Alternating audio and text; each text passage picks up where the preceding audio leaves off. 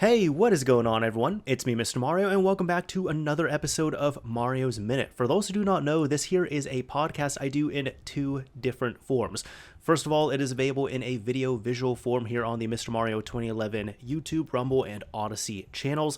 And since it is a podcast, it is available in an audio-only form, like an actual podcast, where you can take it around and listen to it wherever the hell you want to. Simply look up Mario's Minute on your favorite podcasting app, host, provider, or platform, and you should hopefully be able to find it. I know it's not available on all of them, but it is available on most of them. Either way, this here is my second podcast. My main one is Mod Chat, where it's a little more tightly edited, and there's some more structure and such going on there, talking about the world of modding, video game console mods, all that fun stuff. However, this here is not that. This is Mario's Minute, where it is a lot less structured, and I come on here and I talk to you all about whatever the hell I want to. Sometimes I have a guest on, sometimes I don't, but we always try to have a good time whenever we're on here. And the people who do listen to this really seem to enjoy it, so to you all, thank you, really appreciate it. Either way, we are going to be coming on with a guest this time around, and he is someone who I'm sure many people who have been in the community here are familiar with, and again, he's also a return guest, I believe the third time coming on here for Mario's Minutes, one of my good friends here, of course. So, to my guest, as I always ask, who the hell are you? Oh yeah, my name is ModzvilleUSA, brother, and we're about ready to get wacky and wild in here. Oh yeah. I'm gonna be honest, I was thinking about this like today and yesterday. I was like, you know, he came in with like the Randy Savage type intro before. I don't know if I'm gonna be getting the same thing. Well, you're gonna get it, brother. Oh yeah. Okay, I'll drop that. Yeah, you can't do that. Good to be back, brother. You cannot. I can't do it all Yeah, day. I was gonna say you can't give your voice like that for the entire episode. I know, Yeah. I know. It's a little rough. Yeah. A little rough on the throat. Yeah. But it's good to be back. Well, that's awesome, man. How have you been doing?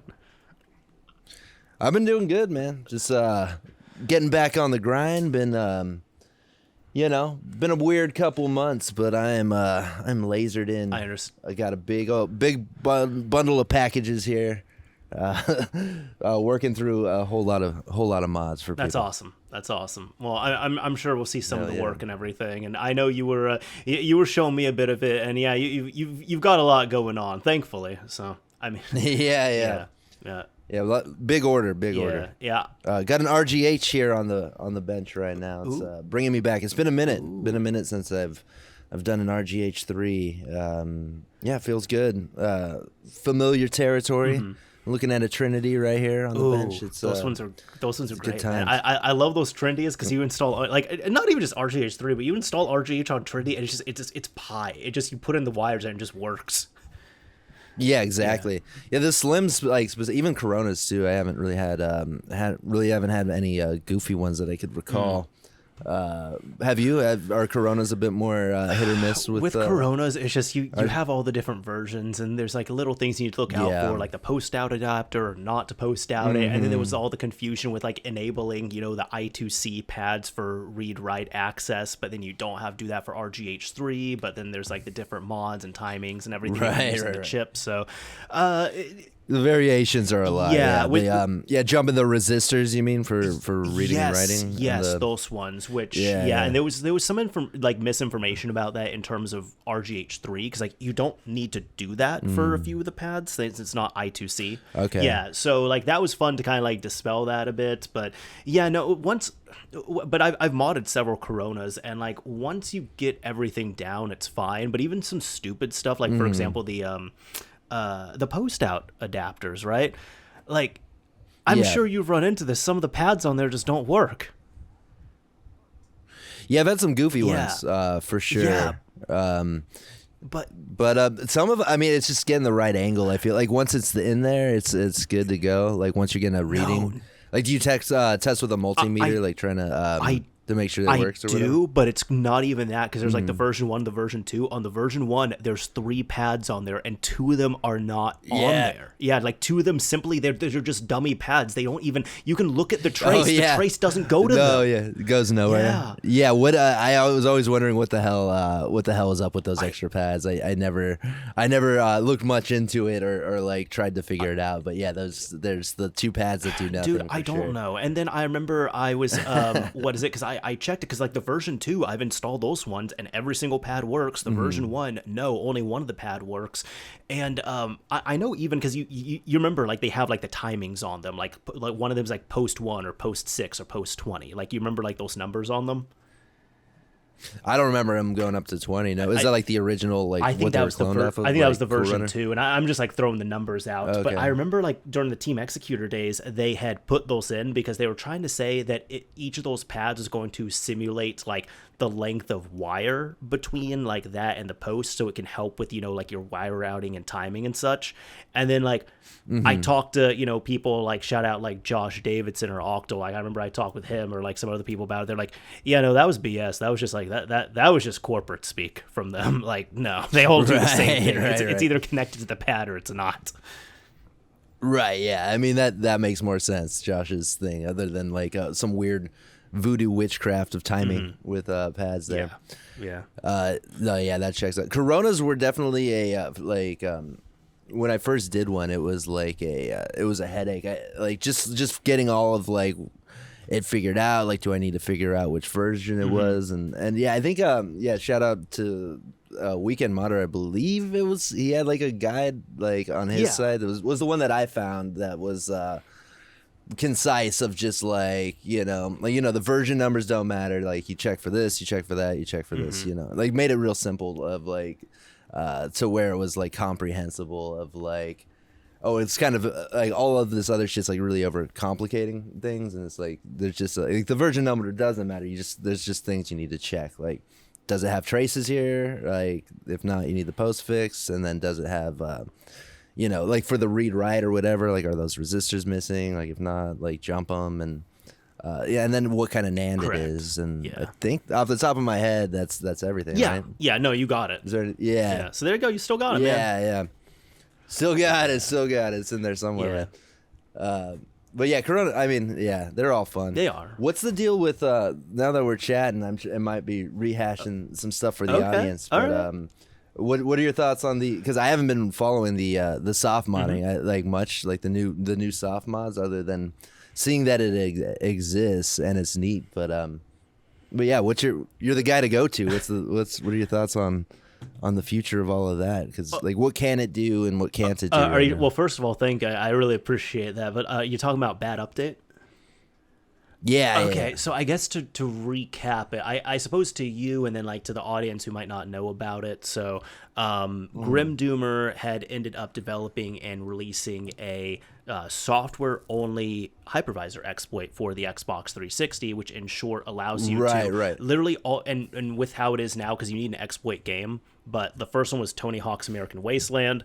But now we don't need that because then Invoxy Play Games, as well as I Hate Compver, I want to say, they ended up releasing their data arrest exploit in combination. It was for Rock Band Blitz, which you don't even need like the full game. Oh, okay. You can just get the trial, so you put it on a USB drive with the files. Got it. So you can just literally put everything on a USB drive now. Boot up the game as long as you don't have like Rock Band DLC on your system, and then wait for it to exploit, and it will take a few tries.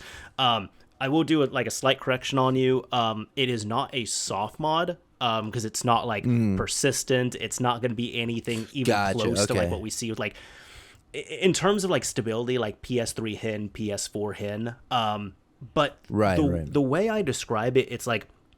So it's less stable than HEN. Correct, yeah, because like reliability wise with it like booting. Yeah, it's mostly that because it's really if you read into the documentation that Grim Doomer ended up putting out, it's relying on like really razor thin and like razor thin margins and race conditions.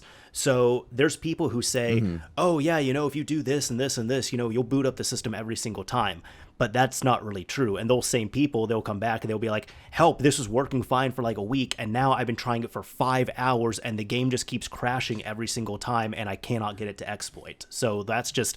Oh, geez. Yeah, okay. it's not an issue with the system at that point. It's just your race conditions are not lucky at that point. So... Gotcha. So getting it to boot up into an exploited state can take anywhere from 15 seconds. Like when you boot up the game and launch it, it could take anywhere from 15 seconds, or it could take you 12 plus hours.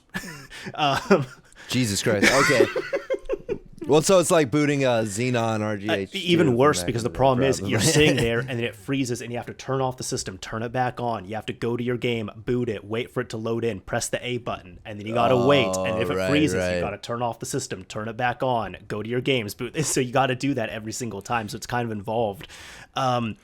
Yeah. But at this point now, it's like really like it's a neat proof of concept, but like for a daily driver, you wouldn't want to. That is correct. You wouldn't want to run it. Basically. Yeah, and I think for a lot of people, it will be good enough if you just want to mess around with the world of 360 homebrew and such and modding.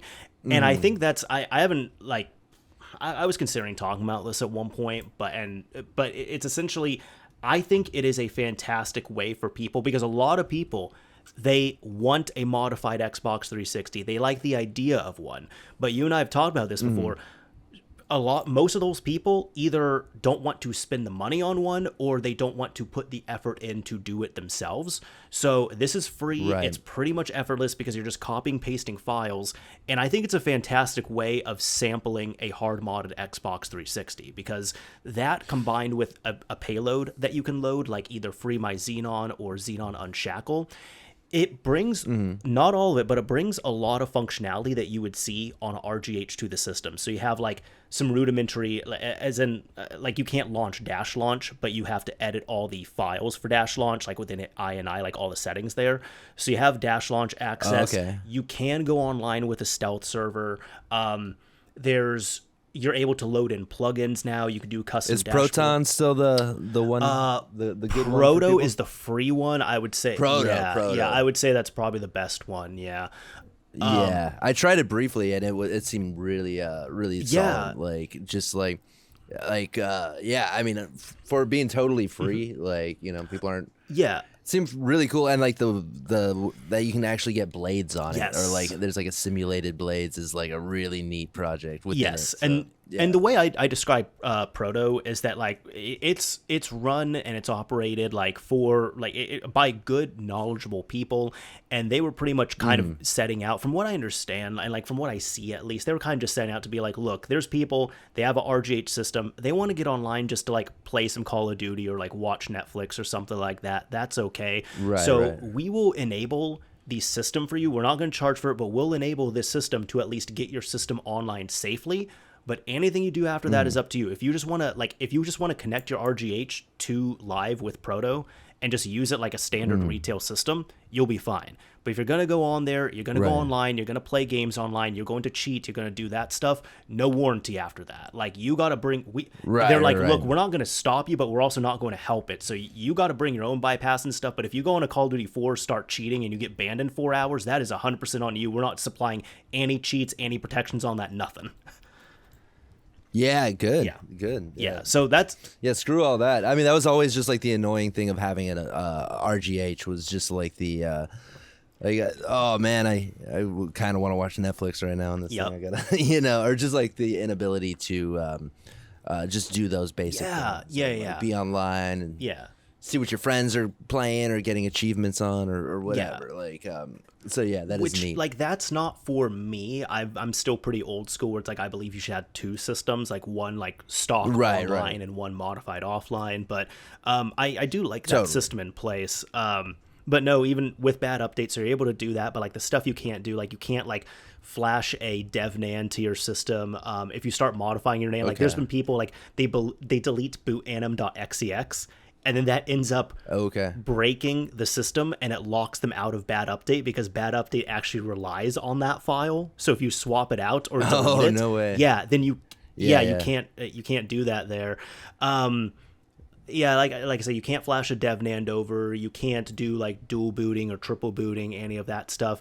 You still have to have a retail security sector enabled hard drive installed in there, so you can't just like drop in your own drive. You can't put in any extra patches, none of that stuff. So you're still quite limited. What about plugins? You can do plugins. Yeah, you can run plugins through Dash Launch, really? Through nice. Unshackle or Xenon Unshackle. So like I'm saying, it's like it's a really good taste of RGH, but like from what I've talked with the people, this is kind of what's happened. There's a lot of people this is going to be good enough for them. And like no shame, that's all fine. But there's been a subsect of people they've used it, they've liked it, and then they run into a thing where, they spend 5 hours trying to boot up their system and it will not take it. And after doing that a few times, after running into that issue, they're just like, I really like having I really like having a hard modded system. I'm going to get my system hard modded now because I can't live with bad updates. No, that's funny how like I know I've seen it before where it's like a soft mod like inspires people to get a hard mod, like just because it's like you're into it, like you get that little taste, you get that little demo and realize it could be a little bit better. Exactly. Like a little, push it a little bit further, optimize, your experience like slightly.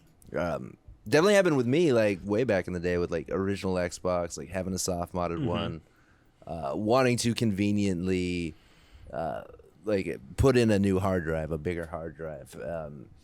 And this would have been like I don't know, this would have been like probably early 2010s. I found one at like a thrift store or something like that, and it was like finding the information was nowhere near as easy as it is now. Yep. Like I don't think there wasn't like there wasn't really like YouTube videos on like any of the shit that like I was seeing at the time or whatever, and then it's like finding dead forums, and it was just like it was just a pain, and it was and even still like I wouldn't want to put a hard drive in a soft modded Xbox. I just don't want to deal with right. it. I just want to fucking plug it in and format it and call it a day. I get that. Yeah. So that's, that's a pretty like, again, comparison to like kind of how it is with bad update versus RGH on there, where like there's people who like they'll because I find this fascinating, but there's been people who've thought like, I'm like really thinking like bad update is like the best thing ever, and in some ways it is, because like you're doing the impossible with only a USB drive. You're running unsigned code on a completely unopened, unmodified 360. But that's wild. I never thought we'd see that day. I never thought. Like it's crazy. Same here. Like it is the impossible. So that's why I find that impressive. I find it awesome. I think it is a cool environment that can be built off of, and the patches in place and all that stuff. Like I think that's great. But when it comes to like my own actual usage, I do testing with bad update. Like I'll mess with it. I'll do like my videos and stuff. But like if I'm going down to my game room, I have a RGH right there. So there's people who are just like, this isn't as practical. Like, why would you use this? I'm like, well, I don't use it as a daily driver. Like, if I want to play something on my RGH, like if I want to play something on a modded 360, I fire up my RGH. I just wait for it to boot up, and it's like, there's an SSD in there. There's everything. If I need to install a plugin, I pop it in, save, turn it off, turn it on. It's there within a few seconds.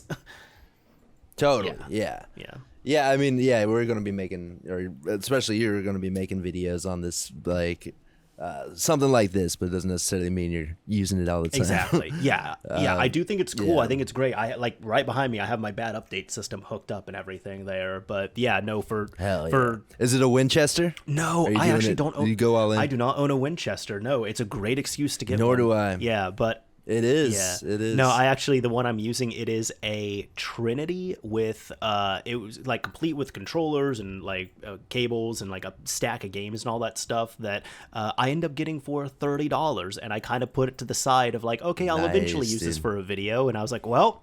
I have one of those too. Yeah. I have like exact same thing. It was from a thrift store, but. Nice. Yeah, it was like $15-20. I think it's a Trinity. It's a Trinity or a Corona. It's just a nice basic bitch, black slims floating around here somewhere for when the time is right. Yeah, and originally I was going to use it for like an RGH type video or something, and then when this happened, I was like, well, I guess we're not doing that. We're going to be using it in a different way. So now mine wasn't from a thrift store. It was actually from a like a local deal that I did. It was funny though. Like an offer up kind of thing. Yeah. But it was funny because my girlfriend found it, because that's just what she does. She finds systems for me, which is awesome. But we ended. That's right. It is. I love her for that and many other reasons. But when we end up going, like we end up seeing the person, like they come up to the car and they were like kind of awkward about it. And then they were just like, oh, I'm so happy it was you all. I thought I was going to get robbed again. And we're like, wait, what? So like my girlfriend's talking to her while I'm like checking out the system and everything. So it was entertaining. I'm like, look, we're not trying to rob you. Here's the money. Yeah. Did you ask for the deets on like what happened the previous So I believe that this woman, her husband was selling a lot of things, and then she would be going out to do the deals and such, and I believe she was trying to sell a phone to someone, and they wanted to check it out, and then they end up just like They just took the phone, and I think they took some money from her or something. Oh, that's fucking, that's not cool. No, not at That's all. not good. Yeah, that's why I was like, no, I want to make sure. I just want to make sure everything's here. Okay, good. Here is your money. Yeah, dude. Yeah, with like send-ins and stuff, I get asked a bunch, like, oh, can I just come drop it off, stuff like no. that. But it's like, it just takes one one douchebag to ruin everything. yeah. Like, or it's just like I don't know, it's too intimate. You know, I don't know. It's just I don't want you coming up. Yeah, no, that's Like, fair. Like that's totally. Yeah. Just no, just how it goes, because you got weirdos out there just gonna rob somebody for a phone. Yeah. Like, yeah, it's dirty, but no, I mean, the funny thing is with, I guess, the ascension of bad updates. So now that, I mean, there's more people looking into RGH now, funny enough. The thing that I've been tickled with is just replying to people with RGH with like their issues, because there's people that are like, hey, how can I make this more reliable, or how can I run this on boot? Or like my most recent one was someone asked me, this used to work but it does not anymore, so any tips other than RGH? And RGH is just always the answer I give. Right. Yeah. I mean, shit or get off the pie. You gotta, if you want the thing, then do the thing. Exactly. But there's not an other answer. It's exactly. Just do it. Just get it done or figure it out. Yeah. It's just like a thing of. Even if you ask it in a different way, it's like, hey, is there a way that, like, I like running Homebrew on the 360, but like, is there a way that I could still have this system and launch it into a modified state, like from start, so I don't have to do this? And I'm like, my dude, you're describing RGH. You're describing. And they're like, well, I don't want to exactly. do RGH. I'm like, okay, so then don't do it. And they're like, well, but I want it on boot. I'm like, okay, so RGH. Right. Yeah. Oh man, those shit like that never stops being annoying. That's like, I'm sure you've dealt with that for over a decade now, like those kinds of questions. And it's like, I have, but the thing is with this, I find it funny and it's been entertaining for me in all honesty, and that's just because I have such a love and like a sweet spot for the 360. Hell yeah. So the goofy comments, man. yeah, I always, with my favorite is the IP address one, like when it's like you show your router IP address in the just video, showed your like, IP. 192. Yeah, I've gotten that so many times. Like, and then like a smug comment, like, "Oh, this idiot just showed his IP. Yeah, It's 192.168." It's like, go ahead, try to hit that. Just plug that into your like Loic. I think that would low orbital ion can. I want to say. I'm like, just plug that in there and see what happens. Like, you already had, just see what happens. Right? Yeah. That is goofy. Yeah. That's just a goofy thing to say. A very common thing to say, but goofy. Yes. Yeah. Yeah. It's a lot of people. I mean, they'll always love to try and get like a one up on someone. So yeah, it's nothing new. That's how it be. Yeah. Yep. Exactly. I can't knock the hustle. Yeah. Yeah. Well, it's extra funny when it's like you're saying something really stupid in a confident way. I love that. Well, it's funny because you said you can't knock the hustle. I'm like, I can knock the hustle because it's like a lot of people who do that aren't making money doing what they're doing. No, so I'm like, okay, but you're trying to fight me with incorrect information, and like these are just like words, these are comments. Like, you're not even getting, like, who is paying you to do this, my dude? Because I want some of that money. Yeah, no, they're earning virtual smiles. Oh, maybe. there we go. And or frowns or updoots. That's it. Updoots again. The updoots. Yeah, there we go. Oh, that one drives me crazy. Like the confidently wrong shit. Yeah. Like if I it's like, speaking of Reddit or hearkening on Reddit or whatever, when you get like somebody who is the quintessential like stereotypical like smug Redditor coming in like, actually, and they just confidently say something that's like totally bullshit.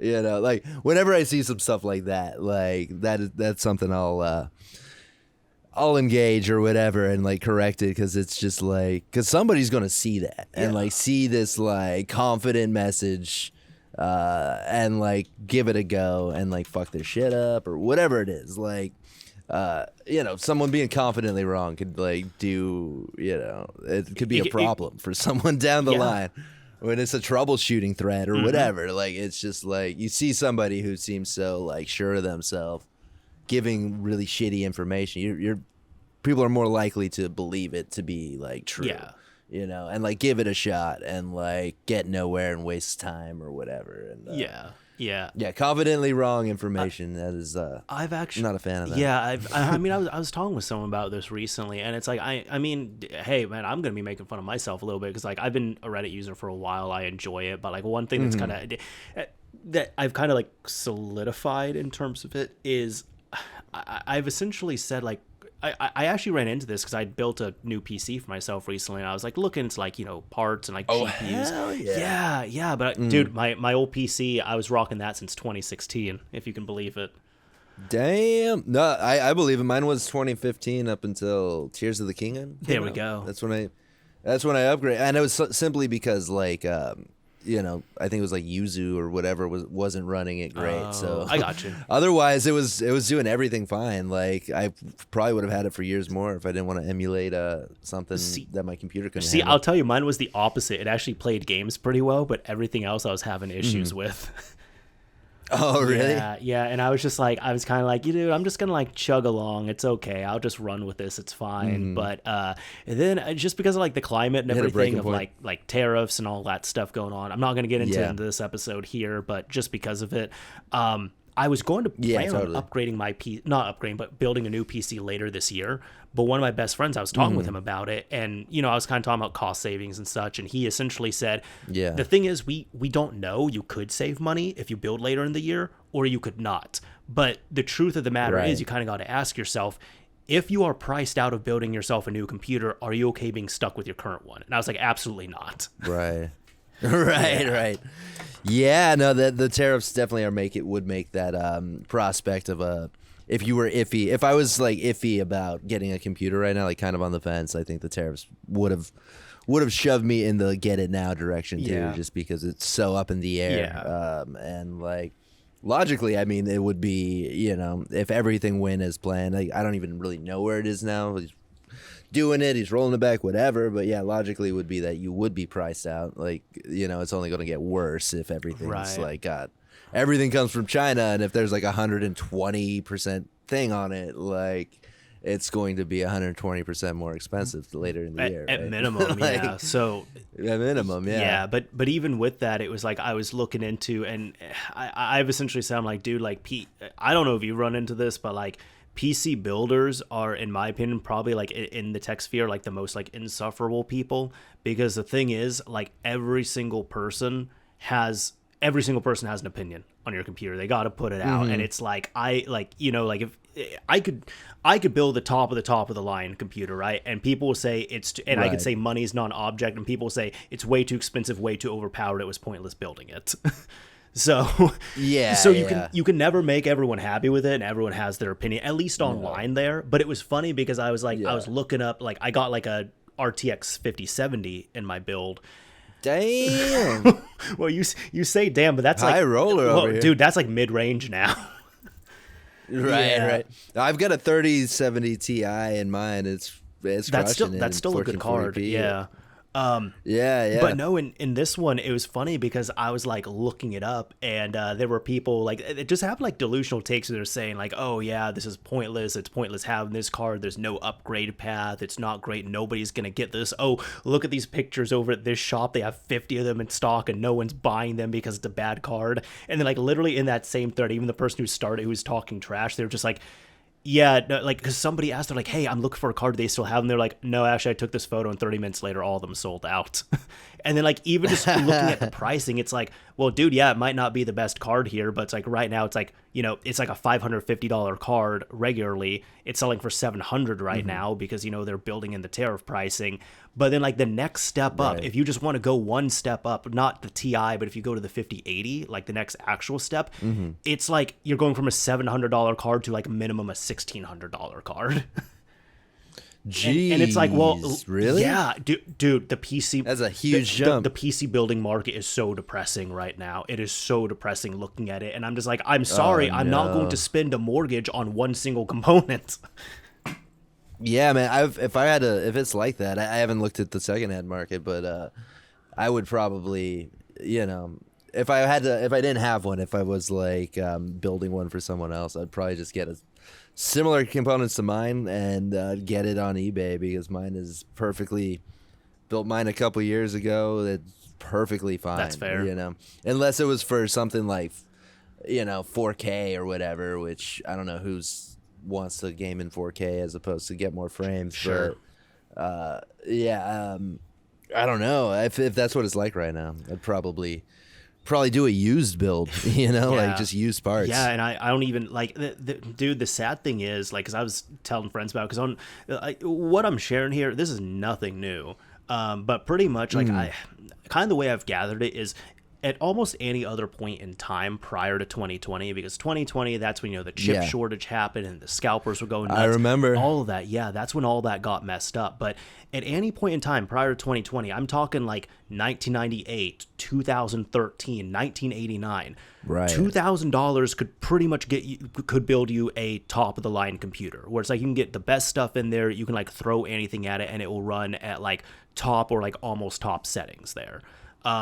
Right. With exceptions of like when Crysis came out, for example, because they built that for like future builds, not even current. What about Doom 3? I remember that one being like real gnarly for people back in the day. But I mean, that was before I like knew what a graphics card was. But I'm pretty sure like I definitely played that on like my Dell Dimension, like sans a graphics card at like 15 FPS.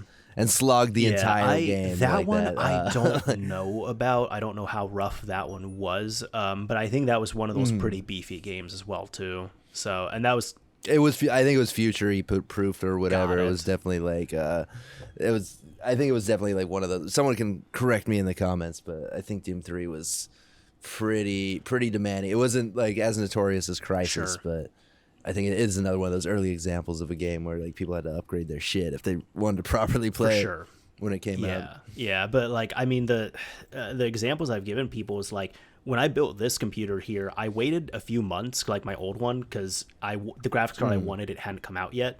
So I got the GTX 1080 Ti on launch, which at the time top of the line graphics card, still a banger to this day, but it was like $700, right? Yeah.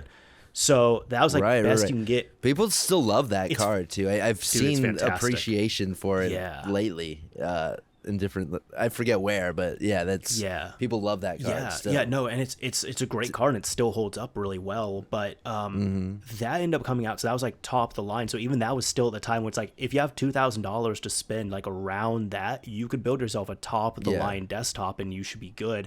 But now it's like for sure $700. That same thing. It gets you a mid-range GPU. Top of the line ones right now, like if you're going with like a 5090 or something, dude, those are, I mean, even with the messed up pricing, those are almost like $4,000.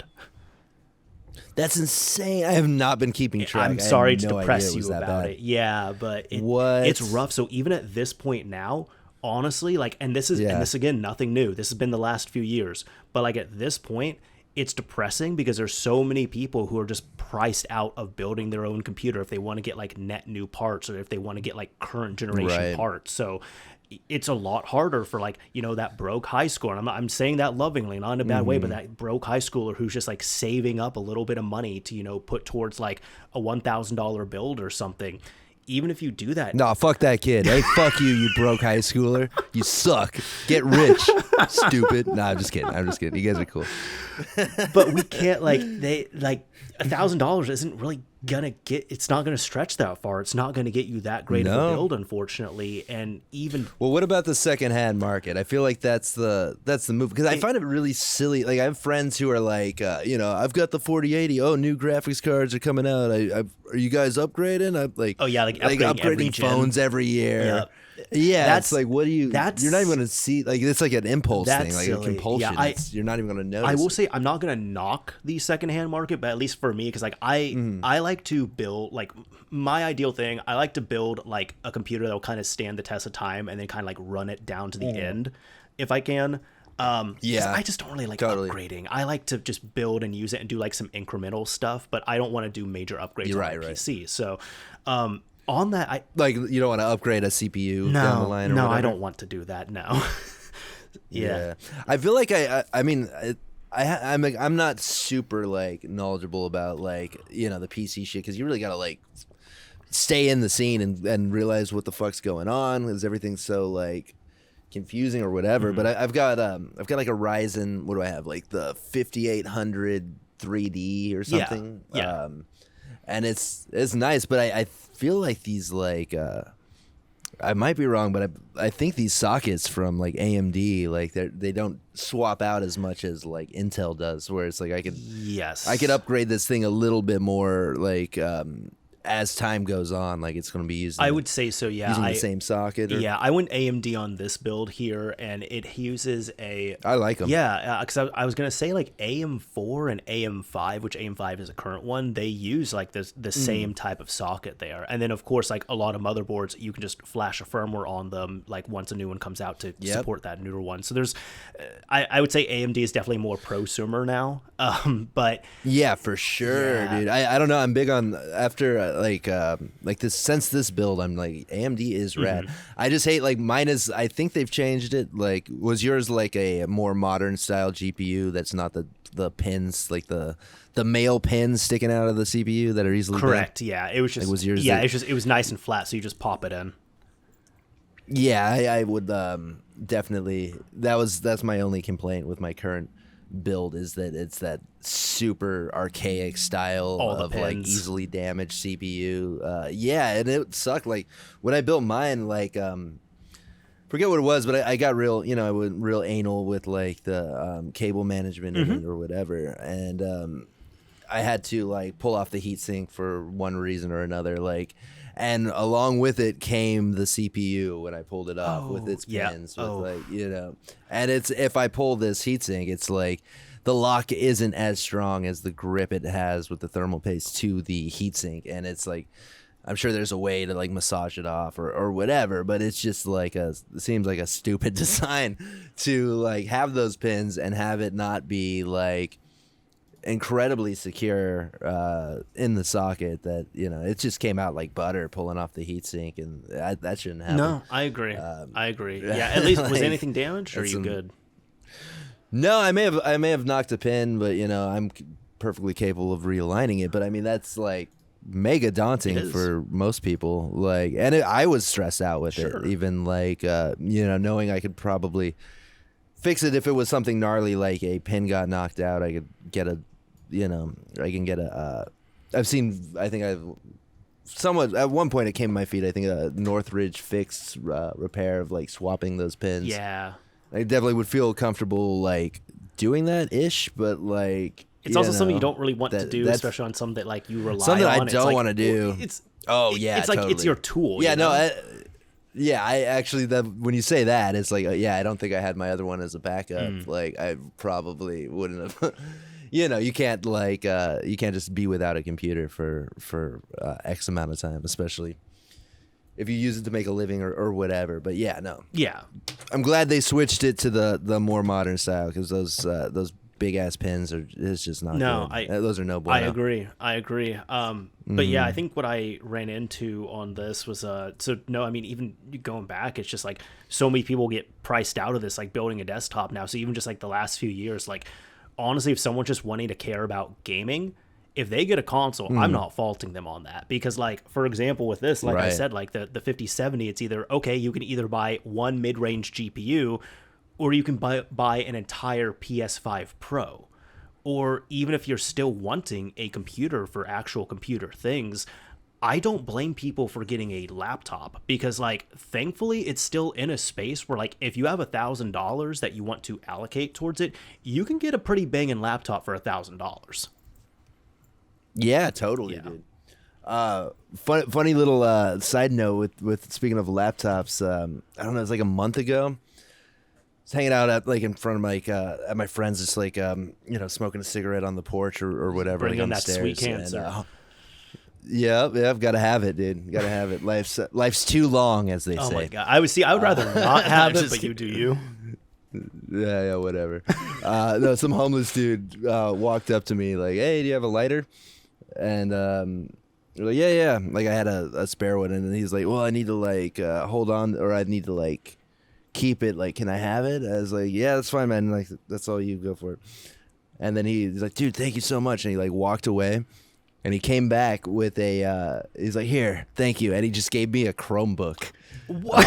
I was like, "Okay, thank you." He just like came back, and it wasn't even a while later. It was like 30 seconds later. He like walked away, And then he's like, then he walked back and he's like, here, thank you so much.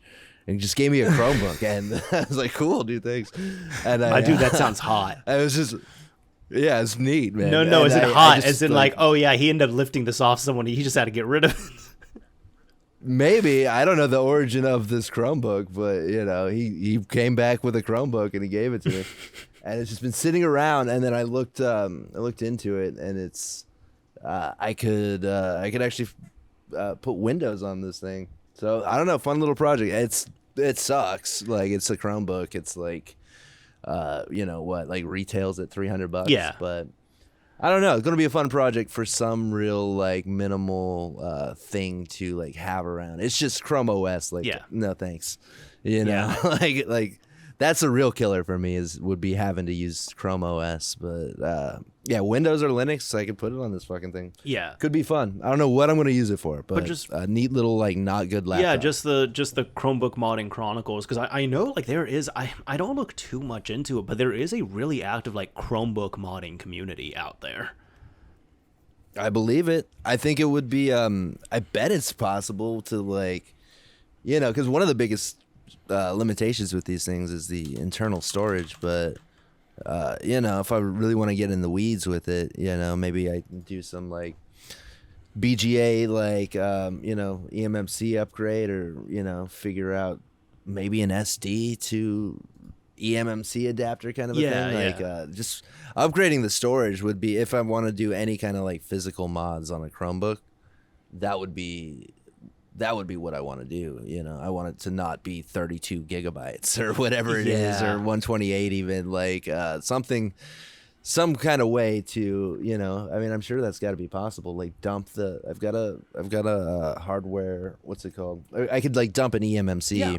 Like I'm set up for that. So maybe pull that off, dump whatever's on it, flash it to a new one, expand the partition, like solder the new one in. It's got to be possible. I would imagine. Unless, and also, I mean, you have a really big leg up because like you have experience doing all that, and like you've done the hardware mods and everything, and like the lifting and reflashing and like putting in a new chip and the BGA work. Like you have a lot of experience with that, so like you would be in a pretty BGA work. I'm not going to butter myself up too much. I'm nowhere near comfortable with BGA, but I've done it. Yeah. I've just that's something that's on my to-do list of things to get better at, is definitely BGA work. It's just it is a frustrating thing to get into, like, but I think most boards, like the thing with that like is I think it would be easier on a lot of other boards. Like with the Nintendo Switch, I've had to replace like an eMMC module, and what's really annoying about that and what makes it difficult is there's no silkscreen like surrounding the BGA chip. Oh. So it's like you really got to eyeball it, and it's like I'm looking at this Xbox 360 right here, and all these BGA chips are perfectly reasonable to line up because there's like a perfect outline on the silkscreen there for all of these chips, like the henna chip or whatever. Mm-hmm. What chip is this? All of them. All the BGA chips have a nice silkscreen, but that makes a world of difference, because that is definitely one of the freakier things with doing any of those like BGA like switch chip replacements is there's no fucking silkscreen for the fucking thing. Like it's really annoying, really difficult, and we're talking about microscopic chips too. So it's like, you got to get it pretty like it doesn't need to be perfect. It'll snap into place, once it's all heated up. But if it's over like a millimeter or two, it might snap into place in the off a row, like it'll be off off by one or whatever. So. Also with those as well too, like those Switch eMMCs, they're kind of sensitive too, aren't they? The Hynix ones I think are particularly sensitive to heat. Mm-hmm. But they're depends on the brand, I believe, but definitely Hynix is not really known for having reliable media like that, or storage like that. I mean, that's kind of the whole issue with the Wii U, is particularly Hynix chips, I believe, that were causing all the deaths on Wii U's. I don't know. Yeah, I think it's particularly them, but yeah, you don't want to just like hit them with a blowtorch and hope for the best. No, I know when it came to like the Switch modding aspect of things with like the OLED, that was it. I know I think we had talked about this, and I've seen like several videos and such on it, but for a bit like it was recommended to pop in like that DAT0 adapter and then do a reflow and heat it up a bit. But then the issue was a lot of systems after like a month, 2 months, 3 months, they were coming back failed because like it was just prematurely killing the eMMC. Oh, okay. I didn't. Yeah, I don't think I ran into like eMMC full dying down the line from that. Oh, Gary, I think it was be like I could be like describing right away it incorrectly there, but it was just like one day there's like, hey, my Switch is just booting up with like a blue screen or something, like I can't get to it, and it was because of that reflow. Really? Yeah, I think that may have been a thing, but I think it was from what I remember, I believe it was more like you hit it with like too much heat right away, and you could just like full kill the eMMC right there, as opposed to it dying down the line. But I mean, that also sounds totally believable that could have been a thing. But yeah, thankfully, I mean, the shout out to Helder for his design, because those are solid. Those adapters, I haven't seen a single one of those go. They don't need to be reflowed, They don't need to be. They're just soldered in place, and I haven't seen a single one lose grip. But yeah, there was a plethora of really shitty DAT0 adapters that were coming out and like didn't stand the test of time, and those corner ones that launched with all those like HWFly chips or whatever. Initially, those were garbage, and any Switch that had one of those installed, has stopped working and then needed a better one. And Kamikaze, I mean, that's obviously the most reliable way to do it, but that is just like... But it's also called Kamikaze so for a over reason. the top. Yeah, it's called Kamikaze for a reason. I don't deal with it because by the time that came out, there was already a reliable, adapter. So it's one of those like, this is just unnecessary, risk and, pretty gnarly thing to do. Like to like drill through 2 layers of a board to expose this point. Yep. Pretty wild. Like, gotta respect it, but it's totally unnecessary. In my opinion, it's totally unnecessary. Yep. Now that there's good adapters out there. Mm-hmm. Yeah, I for sure. I'd also say it's kind of the people who do it, I feel like they do. It is a cleaner install, but it's also for the challenge of it as well too, because it is a bit of a flex. Right, totally.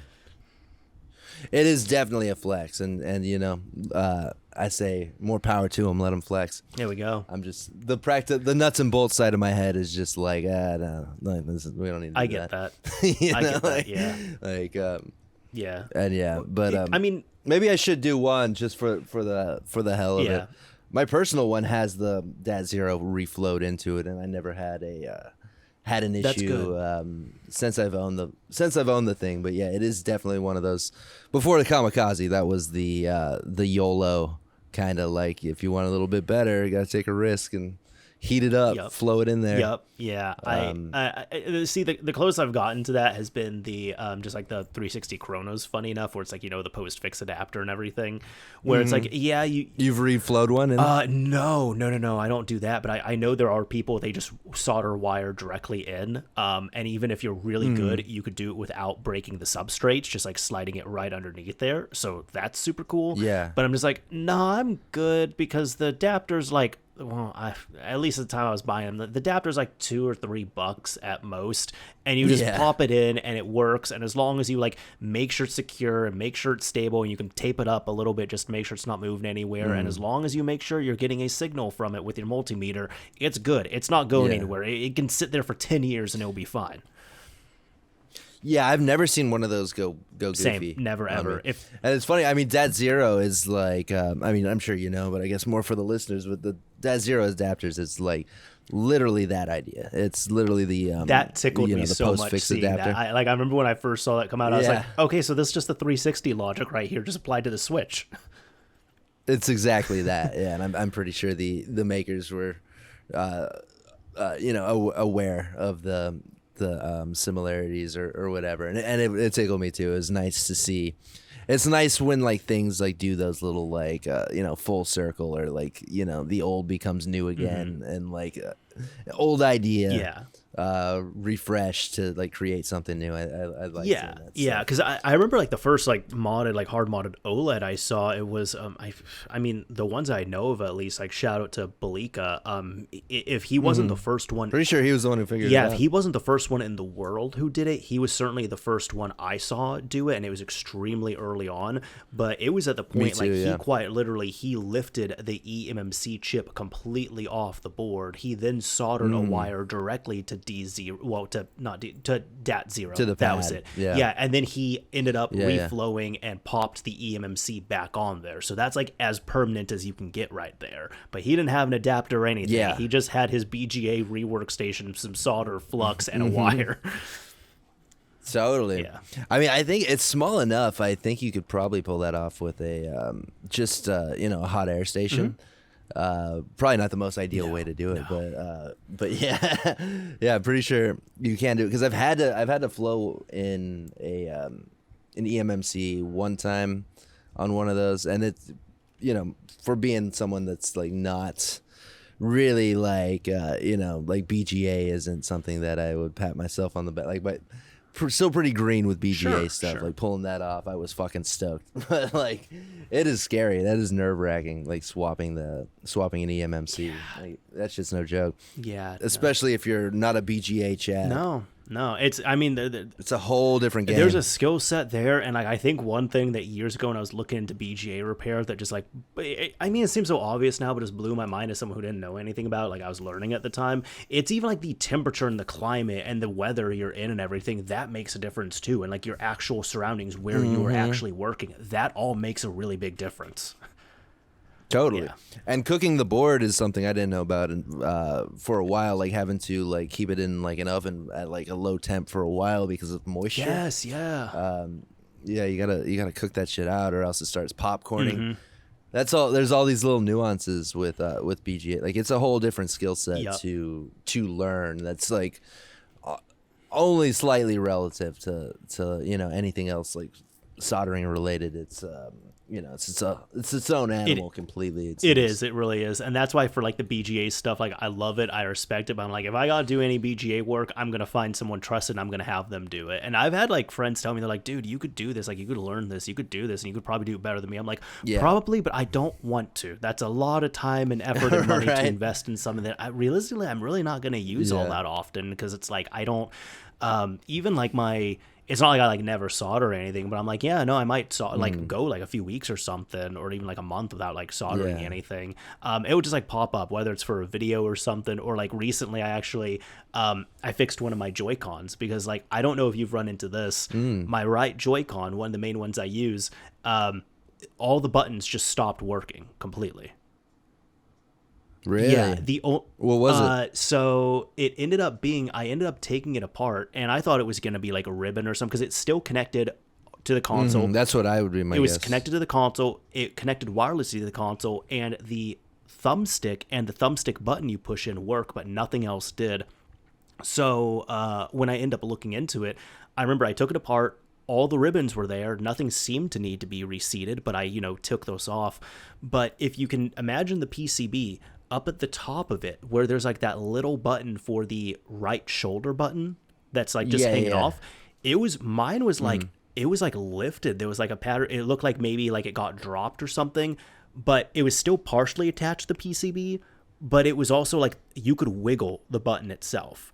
So Got it. I looked at that. I was like, that's not supposed to be like that. So I just quickly like. Is that an SMD component? Yes. Probably, or is it through hole? No, It is? it's an SMD component. But like what I did for that was I just, brought it over to my work desk. I heated up the soldering iron. I ended up putting some flux there. I reflowed all the points. It was only like 4 or 5 solder points. Then I kind of just wiggled it a bit, make sure it didn't move anywhere. And then when I put the controller back together, it worked again. So like No shit. Yeah, like I was surprised. Like, granted, I'm not an electrical engineer or anything. I'm not like professional at that. But like the only thing I can logic out of it is like the circuit required for all the buttons was broken at that point, and it just needed those points, like because the button was physically not on 1 or 2 of the solder pads.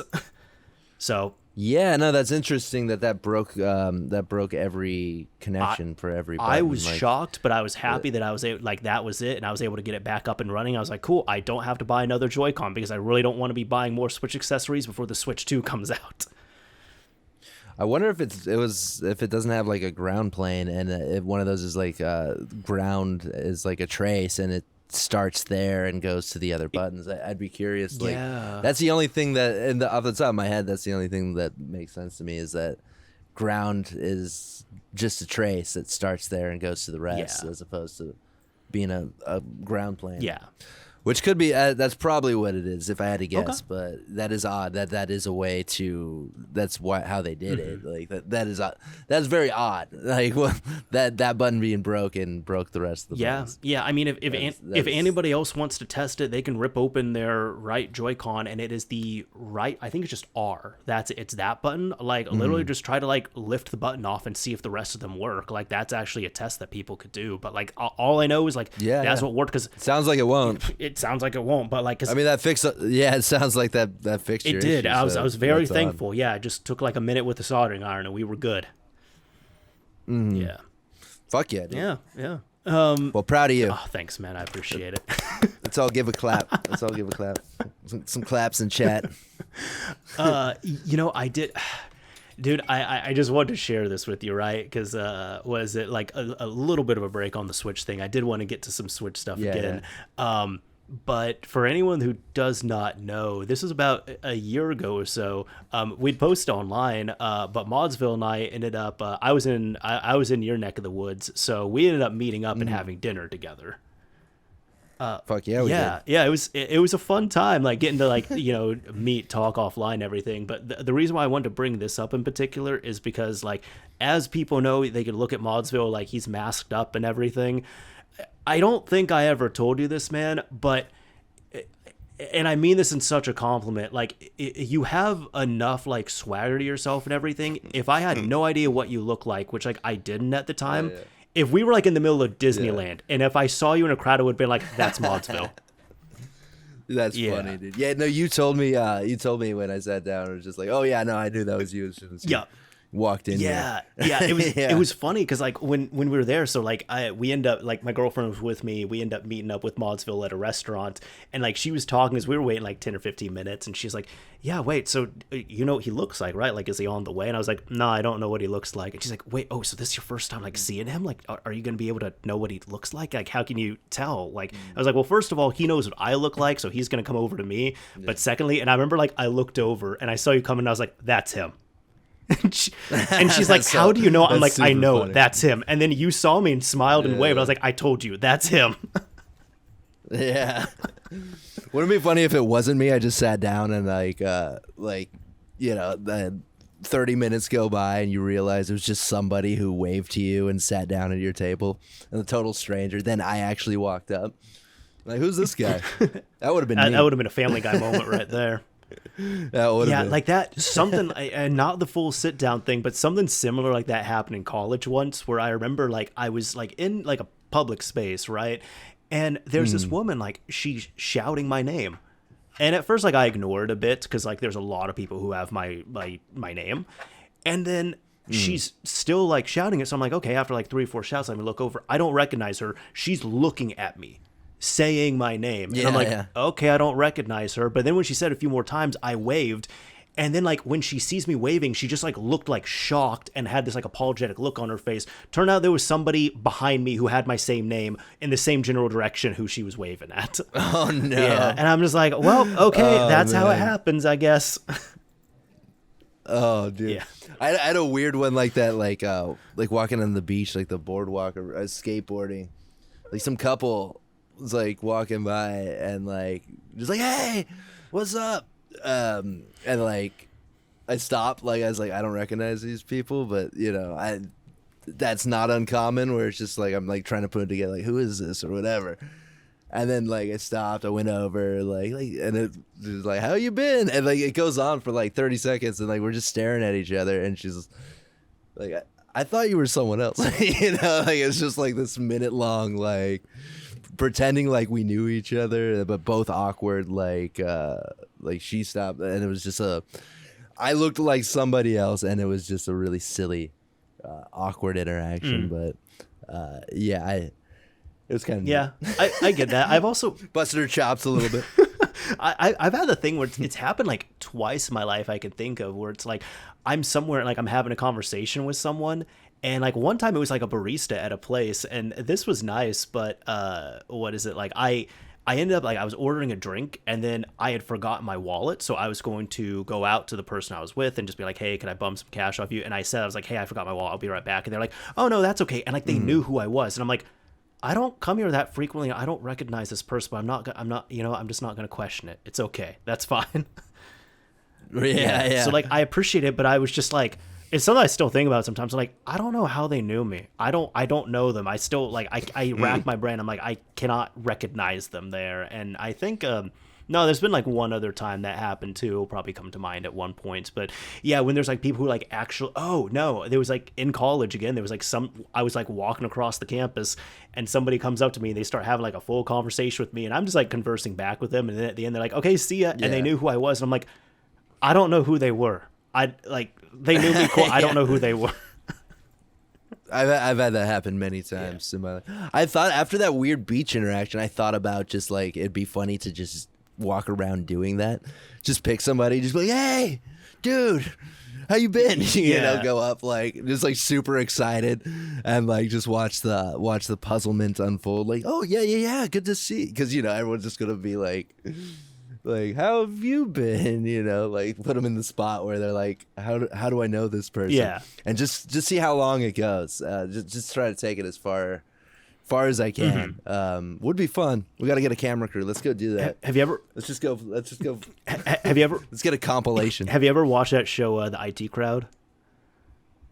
No, I have not. Is it good? Fantastic. I definitely recommend giving it a watch. But there's like one episode where it's these two guys. They work like in the dungeon in IT. They're like the typical like IT nerds you would think of, and they didn't know anything about sports. So one of them ended up downloading an app that allowed him to pretty much be like a sports translator, where it's like if somebody ends up asking him a question or says something related to sports, he has a proper like good reply to come at that with. So. Nice. He ended up, I think they end up going to like a soccer or football game, and they have this conversation with some people, and these people end up really liking them, and then like the group ends up growing, and they're like all talking about soccer, and like then these guys are still running it through their translation app, and they're just like, it's cool, we have friends, but like we don't know what anyone is saying. And then it eventually turns into like these guys are actually criminals, and they're robbing a bank and planning to do this, and they get the two IT guys in on it because they're like, hey, you guys are cool, like, you're gonna help us rob this bank. Nice. Dude. Yeah. Wait, so this is from it's from 2006. Yeah, it's an oldie, but it is a goodie, man. I recommend it.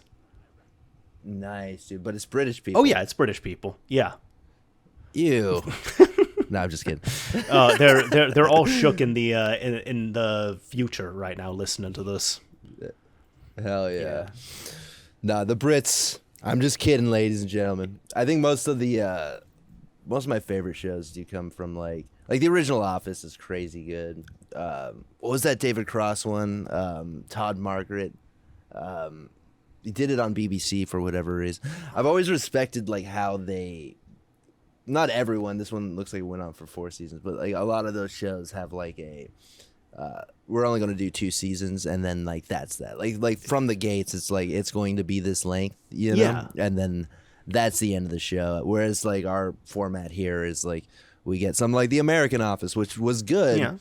But then it has the zombie years of being shitty. Like they run it until the wheels fall off, and there's something really nice about having like caring more about legacy than like milking it for as long as you can. Yeah, like it seems to. Yeah, British shows are better at. Yeah, I can agree with that. I will say, I didn't watch like the U.S. version of The Office until like well after it concluded, but. I remember it was even such a big deal because like when I was in school, there were like people who were watching it, they were obsessed with it, they loved it, they quoted it, all that fun stuff. I was completely out of the loop there. But I remember it being a big deal when Michael Scott, when he ended up leaving, and his actor's name's not. It was. I mean, that was. Yeah, it was. Steve Carell. Thank you. Yeah, when Steve left, it was a really big deal, and then Will Ferrell ends up coming in and replaces him. Right. But people and people like love Will Ferrell, but I remember like because granted they did make his character insufferable. That's how they wrote him. But the Office crowd was so angry about it, and I remember being completely removed from the show and hearing about this news. And then like I believe they ended up like writing his character off a lot earlier than expected because of such of the backlash. Yeah, well, like I know that I think so. I heard about this like at some point, like not that long ago. Like the details might be a little bit wrong, but I think like with Steve Carell leaving the show, which was like the dumbest move, but like it's like it was like totally avoidable. Like he didn't just like quit because he had other opportunities or whatever. It was like the contract was up. They were trying to like renegotiate. The terms or whatever, and I think his like management or whatever pitched a number, and they were just like, oh, we're gonna let you go. Like it wasn't even like it was like with negotiations for the contract that they just like I think he asked for a little bit more, and they were like really quick to just be like, okay, you're fired. And then they wrote him off the show, which wasn't. If that's true, that is like such a stupid. Like it was very obvious like what would happen if you fire the heart and soul of The Office. Like that, you can't do The Office. I mean, you can, and they did do The Office without Steve Carell. They did. It was making too much like money. The backbone of that show.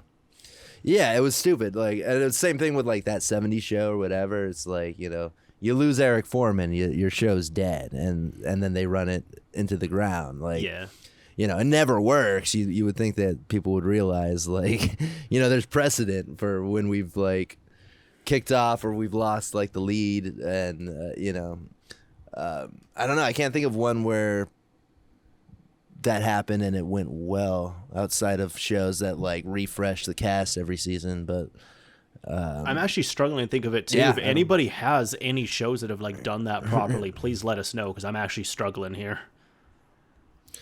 Yeah, I mean, I guess Game of Thrones, you could technically say that. Because everyone was designed to die off in there. Right. Yeah, I mean, but like that show got better when the lead died at the end. Oh, can we spoil Game of Thrones season 1? I'll tell people. I mean, first of all, the show is so old. Like, if you haven't seen it at this point, you're probably not going to see it. And number 2, I don't care about Game of Thrones. If you do, just skip ahead a few minutes. But yeah, go ahead. Yeah. No, it's just they killed Ned Stark at the end of season 1. That was the dude like on the cover of like the throne and everything, right? Yeah, I mean, he's like the main character as the show starts off. Got it. Because I only watched season 1, but dead. It's been years. Right. Really? Yeah. You just weren't feeling it? It's not that it's a bad... I thought it was a great show. My thing is, I tell people I am kind of broken. I'm the wrong kind of nerd. I've never been a Star Wars nerd. I've never been a medieval nerd. I've never been a fantasy nerd. Like, I respect them. I think they're cool, and there's times I can get into them, but like they're also just not for me. I just don't really run on that vibe. Yeah, I don't give a shit about Star Wars either. It's just it's not that it's like set in like a medieval time or that it's like got fantasy vibes that made it good. I feel like it was when Game of Thrones was good, it was just like it was good because it was like this is really different. This is really like unique way to do a show. Written well, good characters, like good depth to everything. Like it wasn't. It was like just it was a legitimately good show, and the setting and the aesthetic was like secondary to me. But I feel like a lot of people like were sucked in by just the like dragons, like the spectacle of it all. But like at the heart of it, like what's good about the show to me was never like the action or whatever. It was like the political drama and like the tensions and it's the drama aspect of it. Like I could care less about things exploding or whatever, like that's when I'm bored, is when everyone's fighting. That's fair. I think for me, funny enough, like the bad nerdism I have is like superhero films. For the most part, I do not care about them. Like they just I don't give a shit about those either. Like I've seen them. Some of them I enjoy, other ones I'm bored to tears, but like I don't follow the lore at this point. I mean, it's such a huge cash grab. Then you got to play like the games and watch these shows and do this, and they have the timelines and everything, and it's just like, it just feels like homework at this point. And then like it's funny because the superhero related films that I do like are the oddities, like Watchmen, for example. Like I was interested. Yeah, I was just gonna say that I love. Yeah, Watchmen. I was interested in that. I saw it. I've watched it multiple times. It's legitimately a fantastic film. So like even I have the game of it, like the PS3 one. Well, have you? Oh, go ahead. Have you read Have you read the comic? I've read a part of it. I stopped reading it for no good reason. But I did read a part of it. You gotta read that. I do. Because once you read that, you will then you'll look at the movie in a different light and be like, oh, they really fucked this thing up. But I do like the movie. Like I think the movie is like a good introduction to like a good way to like, because I was stoked when I saw the movie and it got me to eventually read the graphic novel. And it is, I don't read many graphic novels. If like I can't think of another one that I have read, but it is such a great fucking book that it's like and the vibe, they mess up the vibe, I feel like, the movie, because it is like the action scenes they're doing, like they're punching people, they're going flying, stuff like that. Like that's not really in the world. It's like they're regular people in the book. Like they're not going to be punching people and having them go flying through a thing. Like they're all very flawed, like just human beings being vigilantes, like a parallel thing, but no, I do like the movie. Yeah, it's just they shoehorned in a bit more over the top action than that didn't really make sense. That's for it. Fair. And and the big how the big key difference for how the big Ozymandias, is that his name? I think like so. The main villain. Yeah, it sounds familiar. He's. I think the way he is trying to destroy the world or whatever. It's totally different.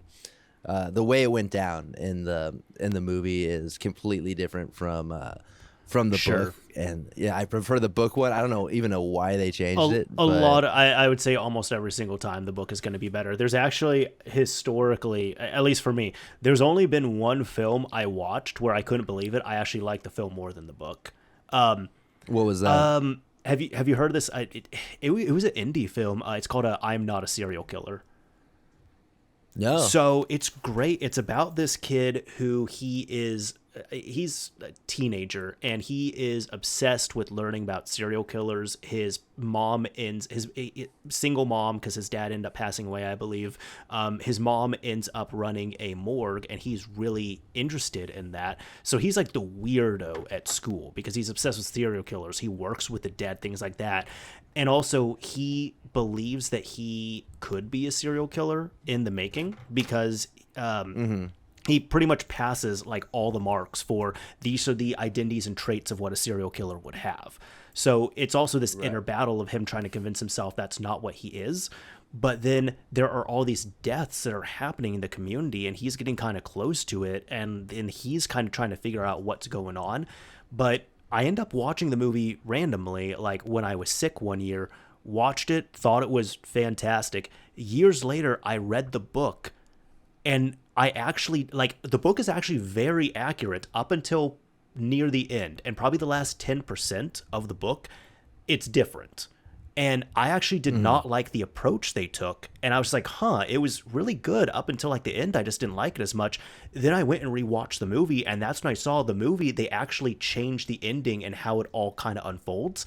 And I was like, I can't believe I'm saying this, but the film is actually better than the book, in my opinion. Damn. Yeah. All right, I'll check that out. Yes, yeah, I would definitely recommend it. It's definitely one of those kind of like slower, kind of creepier, like drama thriller type films, but I'd recommend giving it a watch. And it's like one of those films like none of my friends know about it. I like that shit, man.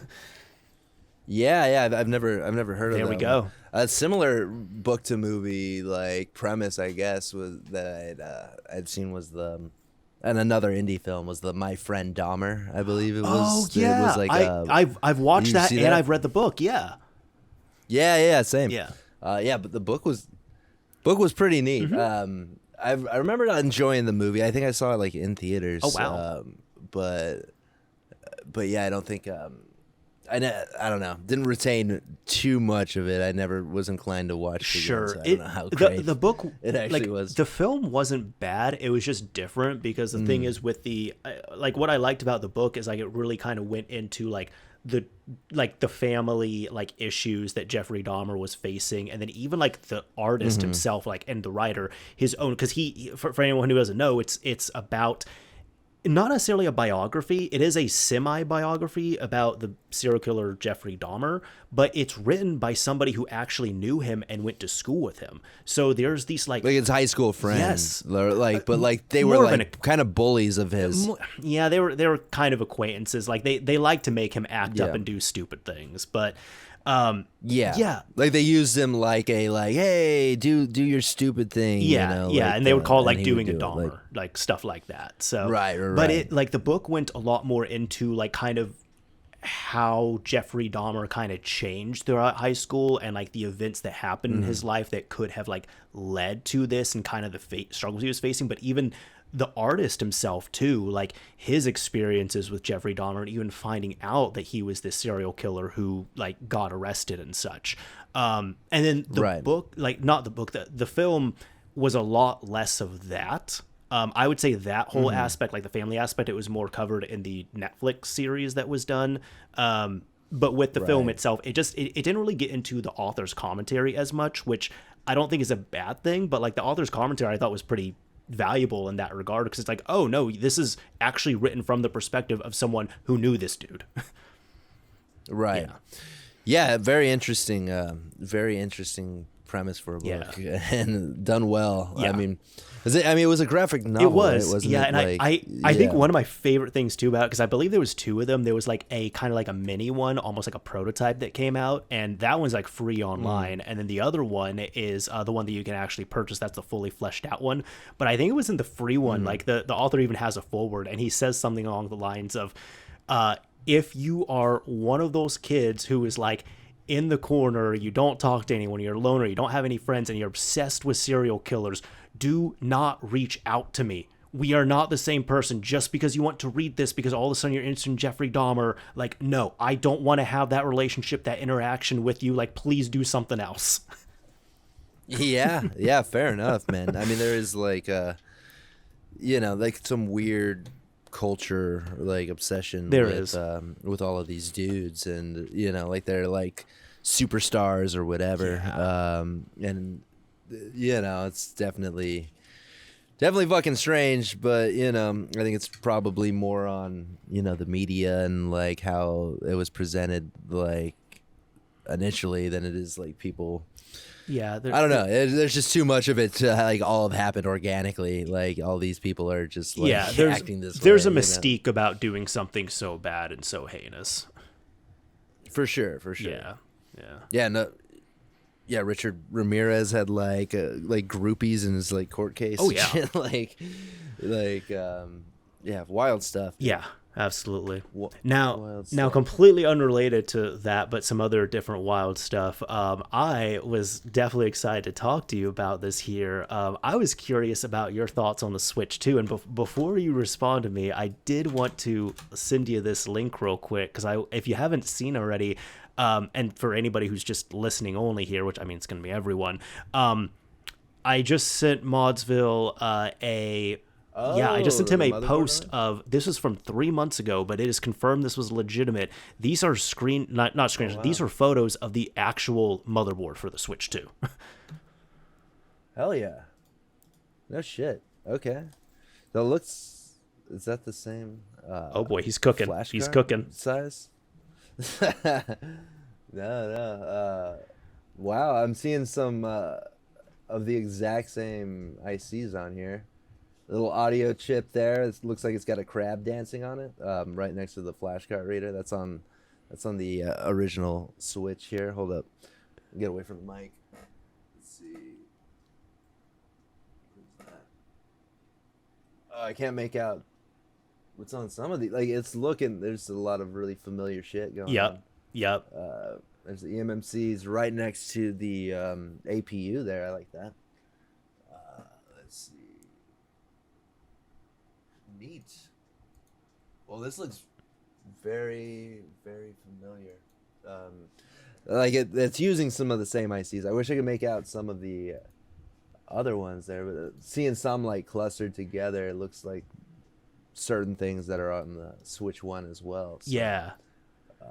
Yeah, this is neat. So it seems like a, on paper, Switch 2 or whatever, but I mean, it's quite a bit of similarities. So backward, I haven't been keeping up. So backwards compatibility is like confirmed, right? Yes, like, totally confirmed on Switch 2? Although and I mean MVG was spot on with this. This is also kind of like, this is what I was thinking. This is what made the most sense. I would have been shocked if they just completely dropped backwards compatibility. So I'm happy that they kept it.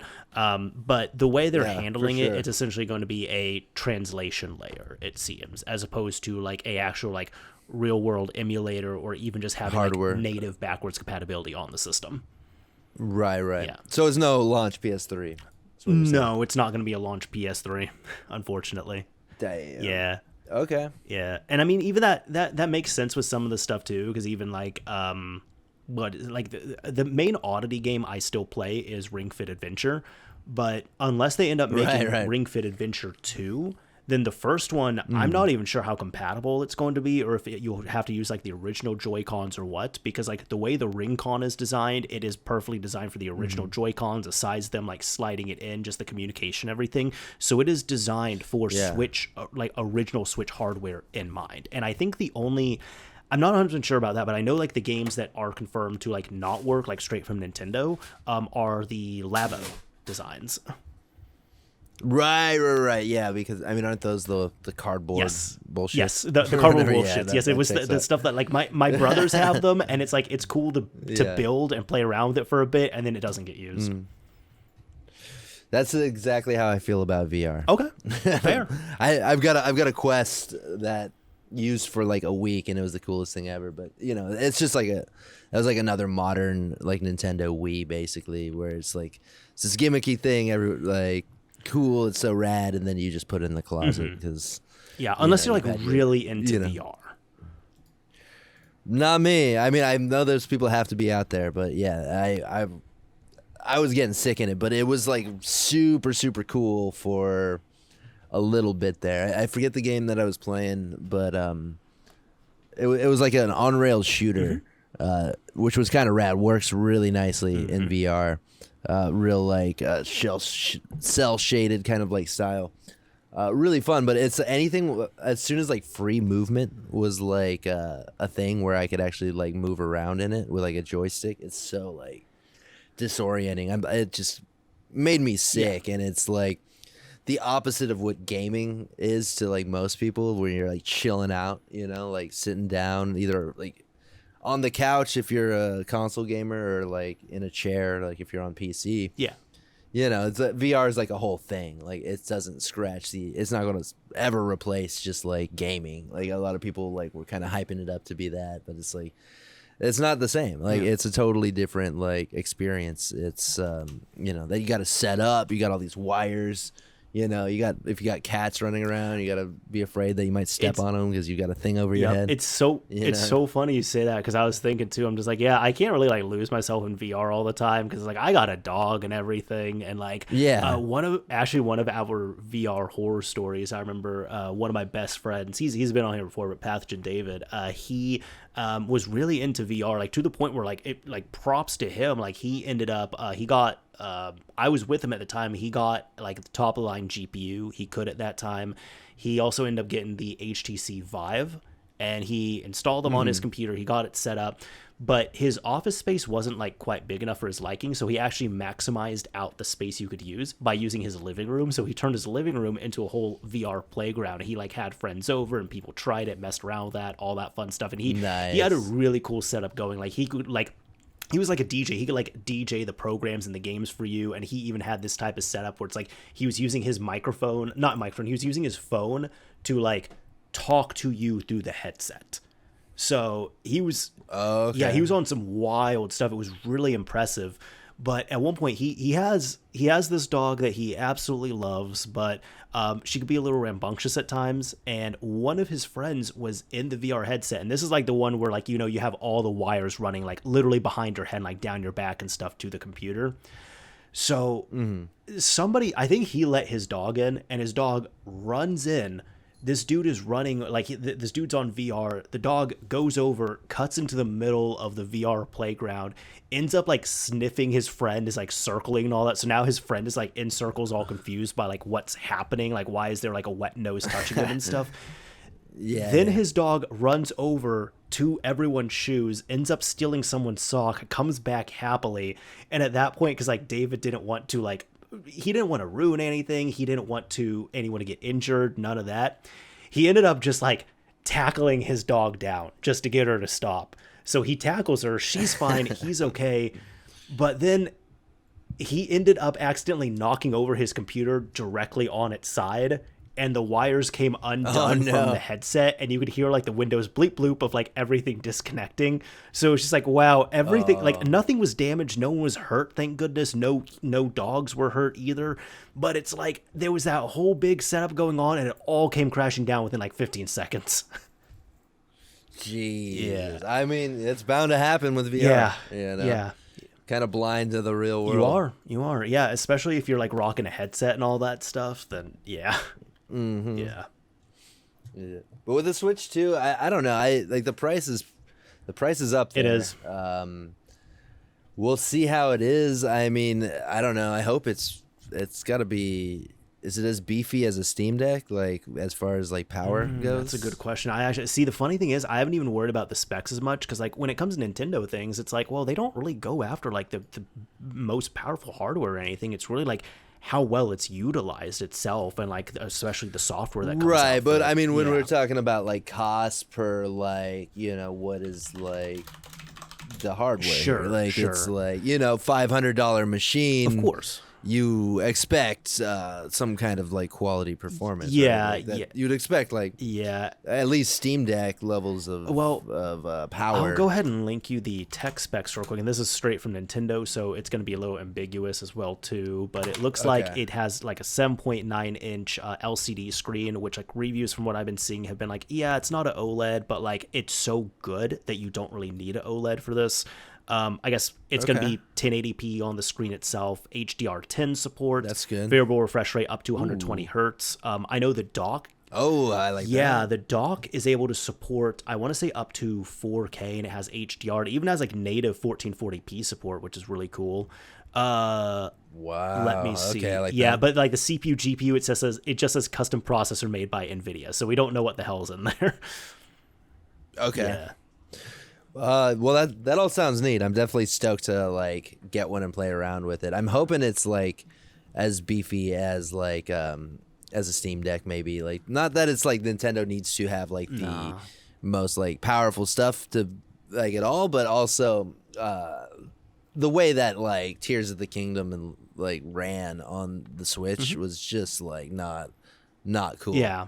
You know? That's fair. Like I played through the intro and was like already like just looking at the way that like shadows were like flickering, and maybe I play PC too much and like I'm spoiled there or whatever, but like it just was like just playing through it, like the frame rate, you know, the like anti-aliasing on like the shadows, it's just like I was playing it in handheld mode, and it was like, this isn't acceptable. Like, I need a better way to play this. Like, No. I'll upgrade my computer to play this fucking thing. Like, I could tell there was a great game in there. Yeah. But it just wasn't like the frames were awful. It looked like shit. Yeah. And, you know, the console couldn't handle the game. Yep. So, like, it needed to be emulated. And, you know, they probably wouldn't, you know, have like that much of an issue with like people really wanting to emulate these things if it wasn't for the console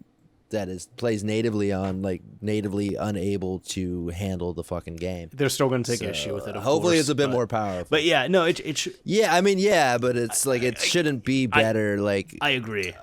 On computer, like immediately, like it shouldn't be this like someone like a PC gamer shouldn't be playing it and feel like there's no way like I'm going to like put myself through this because this sucks, you know. So whether it's like they make demanding games or not, like it's what they're going to like be some of those games that are like a bit bigger, a bit more demanding for sure, and like I'm hoping that it can like handle it, like and play it in a way that's not like totally shitty. And I think that's all I hope for. And I will say, because I'm not trying to be like a Nintendo apologist or anything, but it's like it's just that the game was too beefy for the system itself. So exactly. I'm hoping the Switch 2, like if you just play games in backwards compatible mode, it will kind of do almost like the PS4 Pro type thing, where it kind of just like stabilizes them a bit. And then of course there's going to be like Switch 2 builds of games and upgrades, so you can get all those extra benefits there.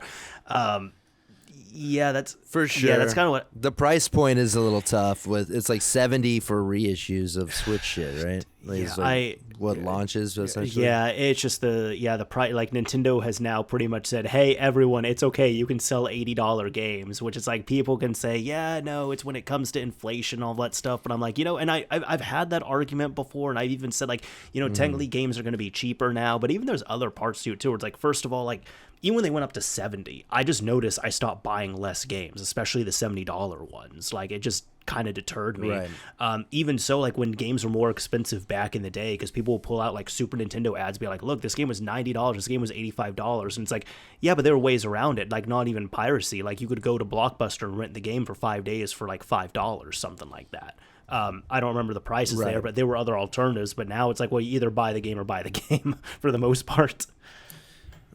Totally. Yeah, I'm curious. I hope they make a decent amount of new first party stuff, and it's not just like reissues of like Switch games forever, when it was all been an elaborate ruse of like, oh, we're gonna put them on this underpowered system and leave them there for years, and then years later we'll release a Switch 2 that could actually finally play these games properly, know, and then sell it to them again. Yeah, I don't know. We'll see how it I'll goes. probably get one and like leave it on like, just leave it in a box. Sure. Maybe I'll get two. I'll have one, and then the other one just leave it in a box and see what gets cooked up for with sure. it. But I don't know. I'm not like necessarily like jumping for joy about this thing. Like I'm so stoked. And I'm not I'm just fairly neutral. Like I hope it's rad. Yeah. Like I don't think it's. I don't want to shit on it. Like it needs an upgrade, but I'm gonna hold my reservation. I want to see this thing in action before I'm for it or against it. I will say big shout out to MKBHD, because like I watched his like first impressions of the Switch 2, where he actually like went to an event, he played around with it, and I honestly thought that was the best coverage of the Switch 2 I had seen by far. Oh, yeah, nice. Will you link me to that? I'd like to see what's going on. Switch 2. Okay, yeah, no. Let me find this here. I'll link it over to you. There you go. Yeah, but no, like the hardware itself, it looks great. Like he made it more exciting, because like he actually tested it. He had good theories behind things. He had good understanding of what was actually internal, external, and like it is a beautiful piece of hardware. I am excited to get a hold of that, but it's just all the other stuff around it, where it's like, the pricing, where for example, like people are saying like the game pricing, it's expensive. I'm not gonna justify that anyway. It sucks. If a game's gonna be $8, that sucks. This whole even before I get to the game thing, with the Switch itself, I know that, how do I put it? I'm not going to justify it here, but it's like people are surprised at the price, even I myself, because it's $450. I guess people were expecting it to be, $300, $400, like $400 tops, something like that. Yeah. To that, I'll say, realistically, this is my belief. Every single Switch SKU that has come out has been $50 more than a lot of people expect, and it hasn't really stopped sales. Like no. Well, I mean, when people flip out about like, okay, that's that's charging too much. Like, what are you doing? Like, it's people are spending that. That's why they're able to charge that. That's why the price doesn't go down on Breath of the Wild or whatever, because people are spending it, and as long as people are willing to keep spending it, there's no incentive to bring it down. Yeah. So, I mean, if people want to complain, it's like, speak with your wallet. That's like, what I say. The people's crying are probably paying for it too. Yeah. Like it's like and it's it's just how it works. Yeah, but even on that, it's like with each SKU, it's like I believe like the Switch was $300, the Switch Lite was $200. I want to say. It was. Yeah, Yeah. thank you. And then the Switch OLED was $350, and each of those, in my opinion, they were $50 more than everyone expected. But like, it's like the top selling system, so that hasn't really changed much. But it's a great system. yeah, I hope the Switch 2 is awesome. Me too. I want one for sure. Like it's probably gonna be rad. Yeah. Like for sure. And this one But, this one being $450, like I'll say this. I think what would have deterred people would have been if it was $100 more. So if it was like, because the thing is, like, if it was $400, that would have been a good price point for people. $450, a lot of people are going to be like, $450 for, oh, okay, fine, whatever, I'll just pay for it. But if it was $500, that deters a lot of people. So if it was $100 more than people expected, a lot of people would be like, okay, $500. I can probably wait for like a year or two. That's a lot. Yeah, totally. I mean, and technically it is because most people are probably gonna get the $500 bundle. That's what I would get. Yeah, because if the games are $80, you might as well save that $30. Exactly. Like, and they knew what they were doing at that point. They knew that. No, totally obvious. I mean, they're wizards. They know what they're doing. They're smart. Yeah, I will say like one thing I really don't, because there's been a lot of debate over like the game key. Like, have you heard about like the Switch 2 game keys? No. So what they are doing is, of course, we have physical games, we have digital games. We know we're seeing less and less physical stuff where it's like there's games you have to like download the rest of the game, quite literally only partially it's on cartridge. But what they've been doing is they've been giving an option to do a game key, where what you do is you buy a physical copy of the game, whatever game it is, and it labels it on the box, right? But essentially what this is, it is a cartridge, and that cartridge, it's kind of like the infamous like Call of Duty like disc for Xbox One where you put it in. And that's going to be every game? Not every game. No. They are giving publishers the option. Okay. So you could either put the full game on the cartridge. Like, for example, Cyberpunk 2077, the full game is supposed to be on the cartridge. You could do a partial download, or you could do a game key where essentially it's just a partial part of the game, where it could either be a partial install or it could just be enough to say, hey, this is the executable for the game, please download the rest of it. And then you have to download and install the rest of the game. And then every time you play that, you have to insert that game key. So you can, it's not like a key you redeem on your account. It's essentially like a unlock key for that. I don't like it. And especially because of that, like apparently I think like Japan, people were looking at like the Japan pre-orders and it was essentially broken there first. So third-party companies have the ability to choose whether they want to do like a full, like a proper game install on a cartridge or a game key cartridge. And the only first party game coming out to my knowledge is Mario Kart World. That one's going to be on the cartridge. That's fine. Cyberpunk 2077 is going to be on the cartridge. All the other third party games on launch are game keys. Fuck that. Yeah, like, but this is, dude, and, I hate, and publishers like, this is why I don't have are making that choice. Yeah. Yeah, fuck that, dude. This is why, like, the newest thing in my setup, like my fucking like TV sit down on the couch gaming setup. The newest shit I've got on there is like a fucking PS3. Yeah, I hate the direction of the of console gaming. Me too. It's fucking dumb. It's bullshit. PS4 was the the moment I switched from like properly like switched and said fuck this was playing Witcher 3, I think, on PS4, and just like running around some swamp with 15 FPS and was like, this could be, I deserve a little bit better, than this. But I mean, it's not even that. It's the push to be like, here's the diskless thing. It's all trickled out very slowly to just get people comfortable to own nothing, eat the fucking bugs. Yep. And I'm not interested in having a disc that's got nothing on it. Yeah. I'm not interested in having just owning shit digitally that I'm spending with real money that like at any point in time, they've got the power to just like ban the account because like somebody, talk shit in a fucking COD lobby or something. Like it's just too much power that like people are willingly giving away to these like to these corporations, and like just like being blind and stupid to how like much less we own like as the years go by. It's because it's so convenient to not have to go to the store. I'll just fucking pay for it on the eShop or the PlayStation Store or whatever. Like, figure it the fuck out. Like, look at people need to figure it the fuck out and just look at the past, like, however many like generations of gaming and just really like, do you like getting home from like a long day of work, sitting on the couch, firing up your PS5 to play, whatever, and it's, you got to wait for 100 gig update to fucking download. That's real. Like, because, hey, and to anybody who's saying there's sleep mode, I'm sorry, I don't really like using sleep mode on systems. Like, screw me. Right. Yeah. Yeah, I don't know. There's perks like I was playing like on my friends playing with my friend on their PS5, playing some Rocket League, and then hit up my buddy on Steam. There's like crossplay, being more and more like there now is really cool. There's cool shit that I'm into. Like anything when it comes to like crossplay being more of a thing like than it's ever been. I think that's fucking awesome. But otherwise, with the way it's being sold games, it's like. Like I want to own a disc that has shit on it or a cartridge, especially if it's a cartridge. Like fucking have something on there. Jesus Christ. You will own nothing and you'll like it. That's pretty much where it's at. And that's why it's funny you bring up the point of like the PS3 being like the newest thing in your setup. Like for me, like so, dude, I have my old systems, I have my new systems in my game room.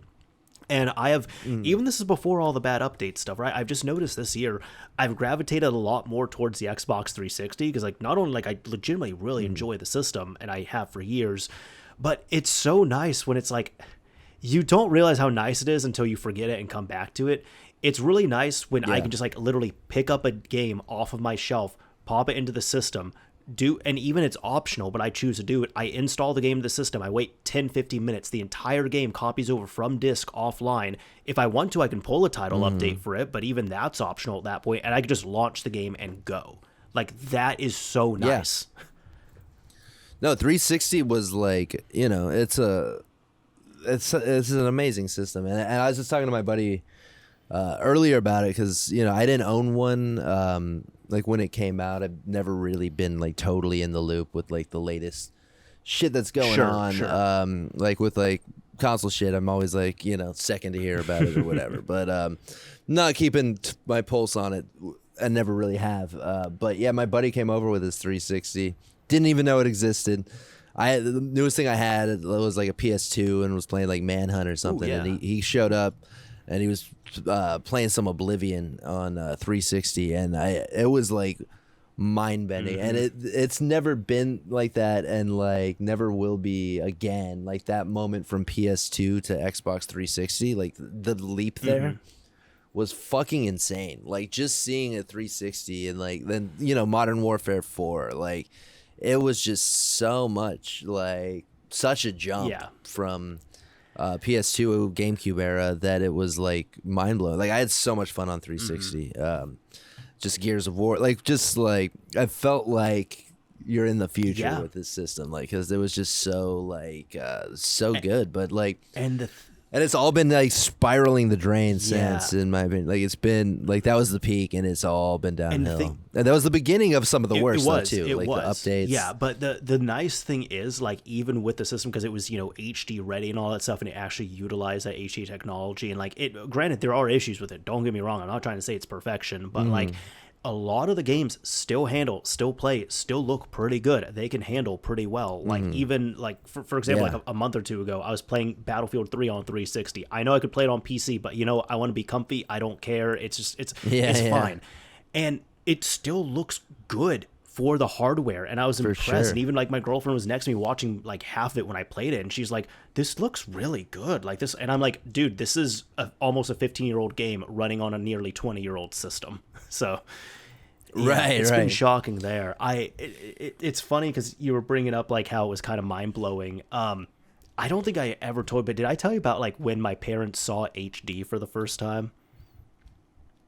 No. So it was with throwback. I think it was Christmas 2010 or so. You got to realize it was like I was always kind of like the tech nerd and everything, but I was behind on like a few things. One of them was like having my own computer. Another one was and a decent one too. Eventually I got like a crappy laptop that was my own. Like that was one of them. I was like literally the last of my friends to get texting enabled. And then getting like an HD TV. That was the other thing. So I remember my parents ended up getting a TV.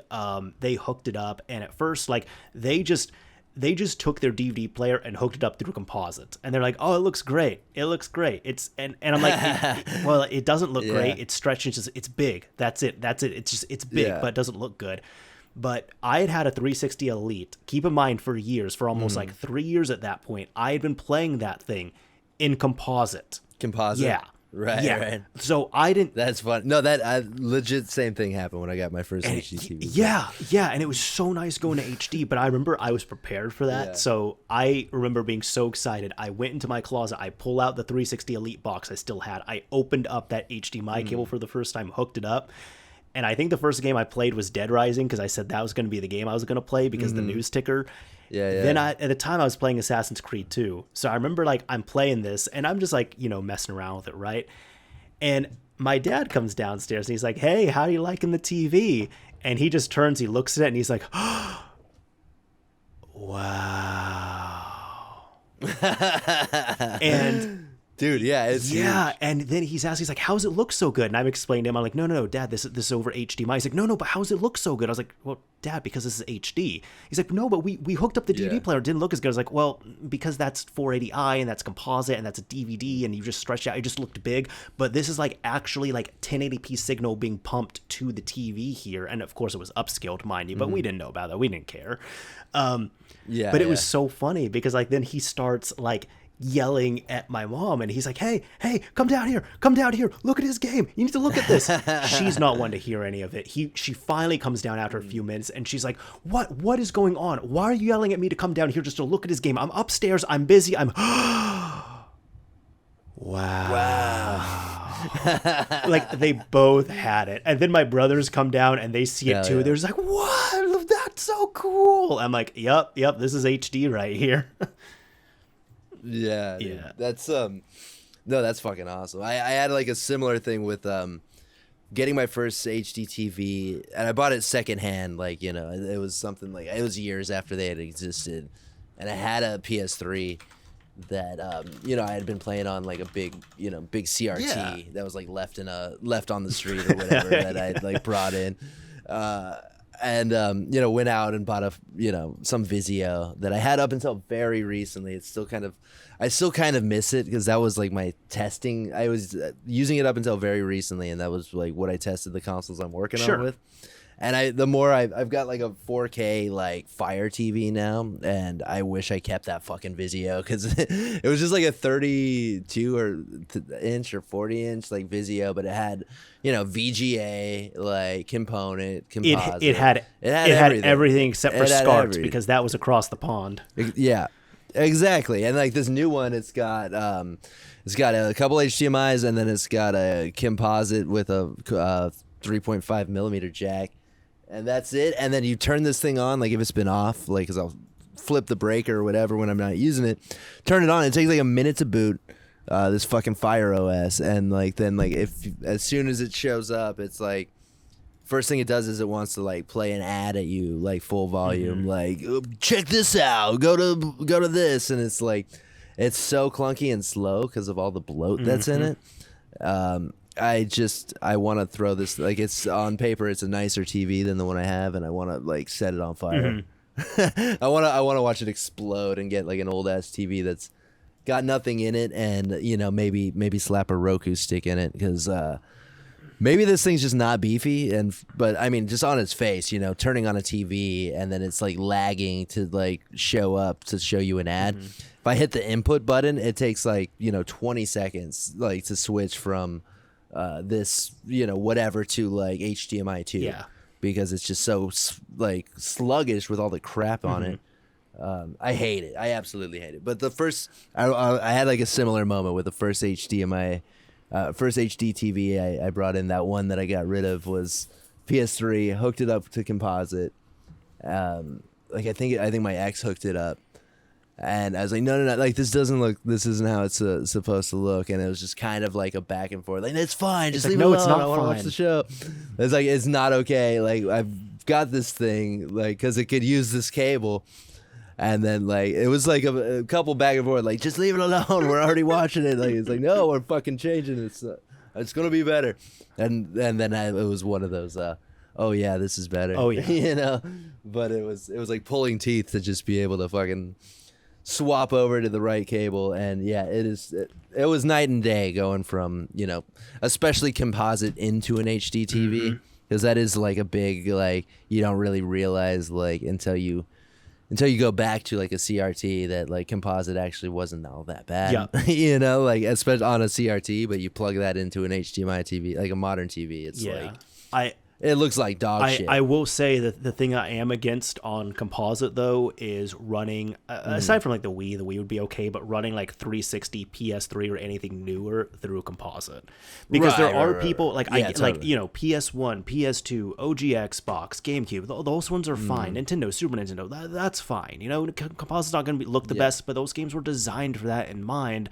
But then those, you know, the actual HD systems, like the ones that are designed with HD in mind, no. And there's people they've tried to justify. They're like, man, like the black levels look better and all that stuff. I'm like, no, I don't care. I was one of those people. I was on the 360 with composite. That's too autistic for me. I don't know. Yeah, but I feel like it's got to go both ways. It's like, okay, the SNES was made for composite, but it's like the HD shit was made for HD. It was. Like, also, this was also when developers just like still had that not caring attitude in a way. I mean, it did get better later, but like, for example, Dead Rising, the reason why I bring that up is because when the game first came out in 2006, there's that news ticker at the bottom.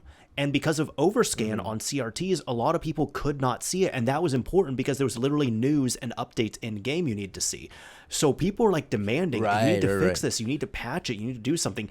Capcom straight up came out. They pretty much gave the finger to everyone. And they straight up came out and said, hey, we understand the issues with this, but you got to realize this game was made for HD screens in mind. So if you cannot see it on your screen, you need to get a better TV. You need to go HD. That's it. We're not going to fix it. Damn. That's wild. That's ballsy. Yeah, but honestly, that was the right answer. Yeah, but how hard would it have been to like do a like scaled down toggle for the people with the overscan? Well, would that have? It still would have overscanned then, huh? If they scaled it. Well, no, you could have it. You could have like a where you can like reshape the screen and all that stuff. Like you could do that, and there's systems now. Like for example, the PS5, like it's built into the system. Like you put the barriers and stuff, and then before that, it wasn't really in the system. It was like in game. Like the Call of Duty games ask you to do that. So right. So you're right on there, but they just didn't. And I think did XBMC start that? Was that the first place that was a thing? It was on the original Xbox. I feel like Yeah. Oh, that's in the actual original Xbox BIOS too. Like what do you mean? Like doing the overscan changing and such?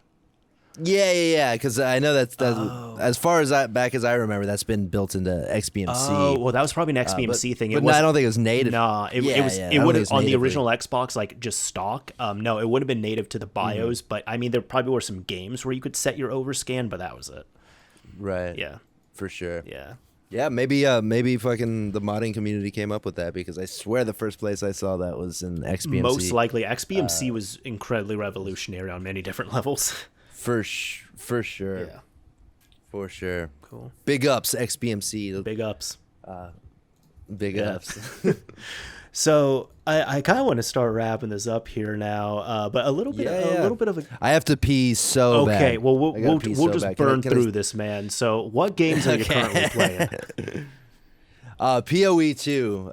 That's been Path playing of Exile? it. It's the game Path of Exile 2. I went on a full like gaming detox from like January up until like maybe a week ago. Okay. And last game I played then was PoE 2. I picked it back up because I got some friends playing it. I'm in the end game. I'm a summoner witch. I'm my army of the dead is strong, and it's only getting stronger. And I'm about sick of it. I really love games with a player driven economy where you find an item. You could, trade it to another player. Potentially somebody's going to sell it on Craigslist. Just a wild west of gaming. Yeah. I appreciate. Don't necessarily love that, RMT is a thing or whatever, but I like the games where the possibility of it is a thing. Like anything with that kind of economy is fun. Sure. Because it makes the excitement of finding something good much more tangible, where it's like, dude, I just got a thing in this game. I can sell it for fucking, $100 or whatever. Even though I never would, it's just kind of, it adds. It's nice. It adds that. It's like game. game collecting. It's like, yeah, I don't really buy these games to sell them, but it's nice to see the value go up. For sure. Yeah, PoE 2 is very good. It's the game that Elon Musk got busted for paying a Chinese guy to boost his account or whatever while he's doing Twitter Spaces, and total bitch that guy. Like that was you got to draw a line. Yeah, and I drew a line. Yeah, I think I've told you about this before. He's completely different content, but like a little bit of an OG YouTuber, Black Bond. I remember he said something I really enjoyed because he was like exposing people for like saying, oh, they did this in a game or beat a game or whatever it is. My favorite thing I've heard him say was, out of all the things you could pretend to be, like, why would you pretend to be a gamer of all things? Right. And it's not that he's pretending to be a gamer. It's just like people would have been stoked if he was just like hitting level 1 slimes and like sucking and like, being relatable. But it's like this, like, I have to be like the number 5 on the hardcore leaderboard, like, because I'm such a good gamer, and it's just completely bought and paid for, is like so pathetic on like such a weird level. I agree. That it just made me be like, it's very like my dad works at Microsoft kind of energy. Yeah. To me, and it's like, it just made me be like, well, fucking, there's got to be, I mean, it's just got to be that with everything, right? Like with Tesla, with SpaceX, whatever. It's like he's paying someone smart to do it and then going out there and like being like, I'm a genius, and it's like, fuck you. That's how I see it. Like, fuck you. That's fair. Like, we would have been so stoked. I would have been stoked if he like sucked at Path of Exile and he's just like goes on stream and he's having fun with his character. Yeah. Doesn't know shit, whatever. Like, people would have been stoked, like, for that. Like, and yeah, of course, some people would bust his balls. It's like probably one of the dorkiest games like out there, and probably one of the dorkiest communities. Not involved in the community, I don't know, but like the Reddit, I've looked at it a bit, and they're always real mad about something that I don't even understand, because this game is so fucking deep, and it's like so much of it's still completely over my head. But it's very, very dorky game. Some people would have busted his balls for like being a noob or whatever, but it's it's just a whole other level to pretend. Yeah. Pretend to like to pay somebody to boost your account and pretend like you did it all on your own. It's just like, why? What a pathetic thing to like. I agree. Lie about. I agree. It's so weird. Yeah. It's so weird. But the game is fucking good. The game is really, really good. Like, super addicting. You said you played Diablo 3 and we're super into it. Yeah. Right? Diablo 3 I got super into. My girlfriend and I, we're still very, very, very slowly chipping away at Diablo 4. Nice. Well, if you want a similar game that doesn't suck like Diablo 4, you should really try Path of Exile. I'm gonna ask such a noob thing here. Is it on console at all? It is. It's on PS5. Ooh, okay. All right. Cool. Because we like to just like post up in the game room, like on the couch, and play there. Like not do the computer side. For sure. It's on there, and I think you could probably couch co-op. Cool. It. I'm almost certain you can. It's just the economy aspect of like once you get to the end game, because I don't believe on console there's loot filters. So if you get real hardcore into it, you might end up wanting to like switch it to PC once you're in the end game, because console doesn't have loot filters, and then once you get to like the end game like mapping system, like you end up dropping so much loot that it's just like you want to get a loot filter to like just not show you so much shit, once you're like super well established. And then trading on console, I've heard, is like very very tedious. It's got a very archaic trading system where you go on the website and you like look up what you put in the filters for the gear pieces that you want or whatever, and then search it up, and then it's like a button to like send them a DM in game. Got it. If they're online, and then they connect. It's neat, but it would be nice if it was just like a more like Dark and Darker or whatever, where you can like just list an item, be like, I want 500 gold for this or whatever, and then people in game can like search the market and just click buy, and then it sells, automated all. That would be nice. That would be nice to where it wasn't like you didn't have to link up with the person and do the trade. But there is something charming and old school about it, like Diablo 2, like D2 JSP kind of shit. Like there's something endearing about the old school, that older style, slightly modernized, but very, very slightly. It's pretty much like old school Diablo 2 trading. Which I appreciate, but it could be better. It could be a little bit more streamlined, because you could be sitting there. It could be annoying, like really procrastinate, like upgrading your gear. Like, 'cause it's just like, I want to play the game. I don't want to sit here with my coffee, like DMing all these people that aren't getting back to me. Because you need a lot of pieces. I'm going to need 2 rings. I'm going to need an amulet. I'm going to need a chest piece. I'm going to need this. I'm going to need that. Like, you could sit there for like 2 hours just like trying to get all the pieces you need. Which could either be fun or something you really procrastinate doing because you just want to, slay monsters. But that's fair. If you're into the D4 like ARPG like style, and want one that doesn't suck as bad as whatever the fuck Blizzard's doing these days, it's very, very good. It's the better. I will version. say no, and I believe that because I kind of had that before with like Diablo 3 versus like Torchlight, for example. Torchlight 2 is really good. I haven't really played any after that, but I know with that, what was the issue I was running? Oh, no. When you were talking about like the whole like online infrastructure and set up there for Path of Exile 2, I don't think I'll run into that as much because I am like incredibly antisocial when it comes to like my online gaming. I only have I count like one hand like the friends I actually play online with and stuff, and then like even when I'm on console, I'm like, I'm not hooking up a microphone. I'm not trying to message anyone. I'm not trying to do any of that stuff. Okay, you're messing. Just leave me alone. I don't want to talk to anybody. I'm just connected here because I have to be. For sure. Well, the thing with Path of Exile is it's like kind of brutally hard. It's got like a Dark Souls like roll mechanic, which is really, really nice. Like a nice touch on it for the bosses. But it's like there's a solo self-found league, but the depth in this game is so like brutal. Like it's not like I mean, Diablo 2 is way more brutal than like the more modern ones, but it's like even in that you can get through like normal difficulty fairly easily by just finding using what you find in a playthrough. This one, it's real. You're like real.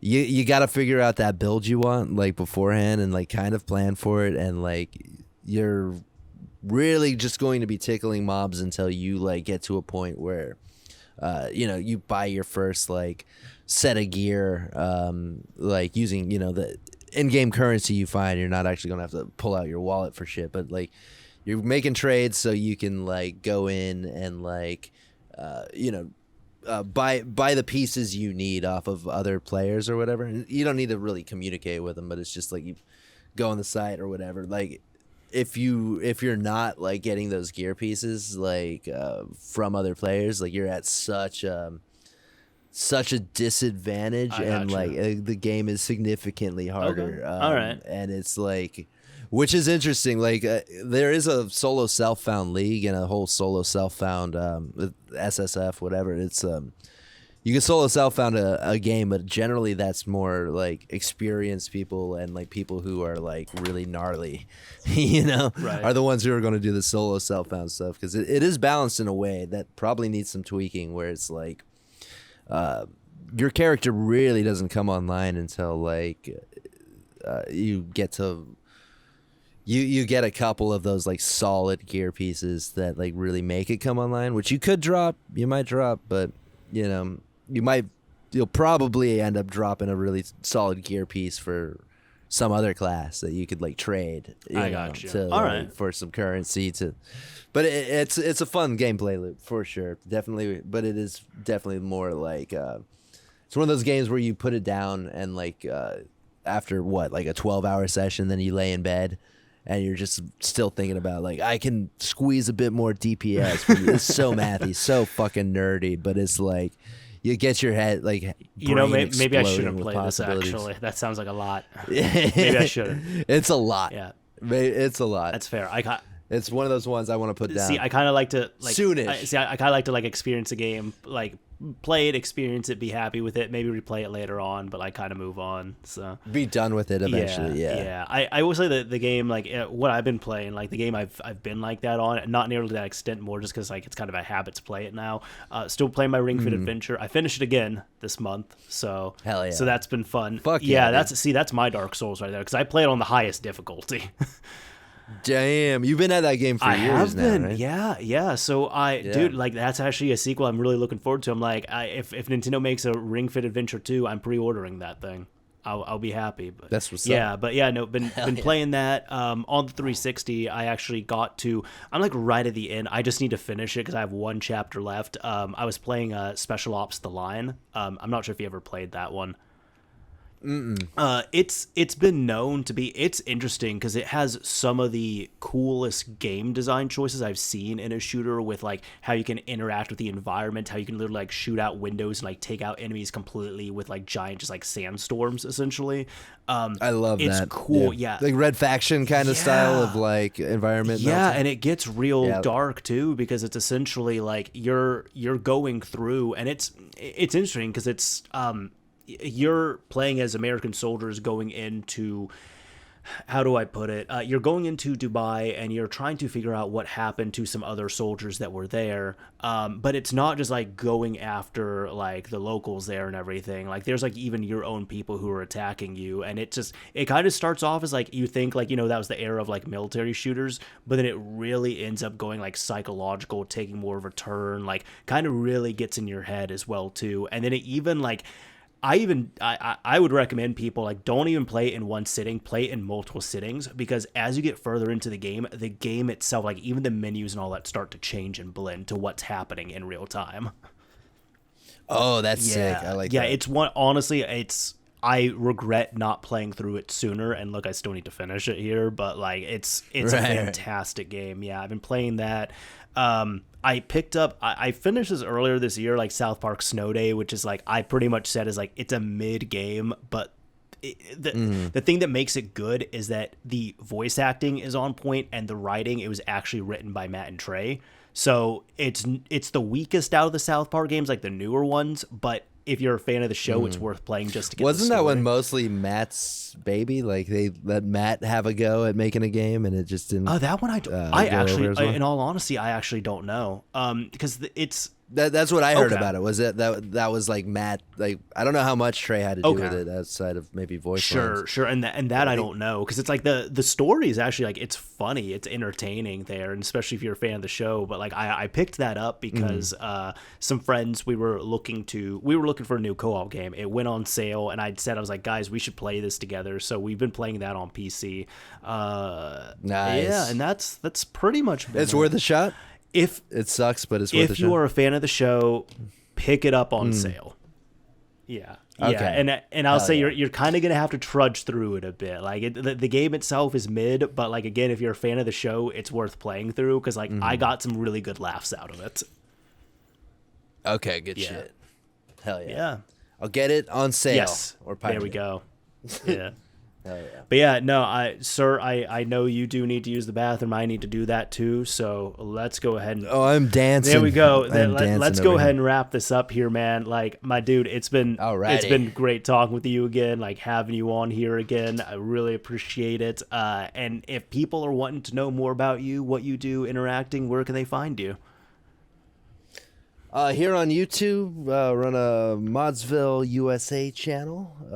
Do send in services for console modifications and sell some doodads here and there.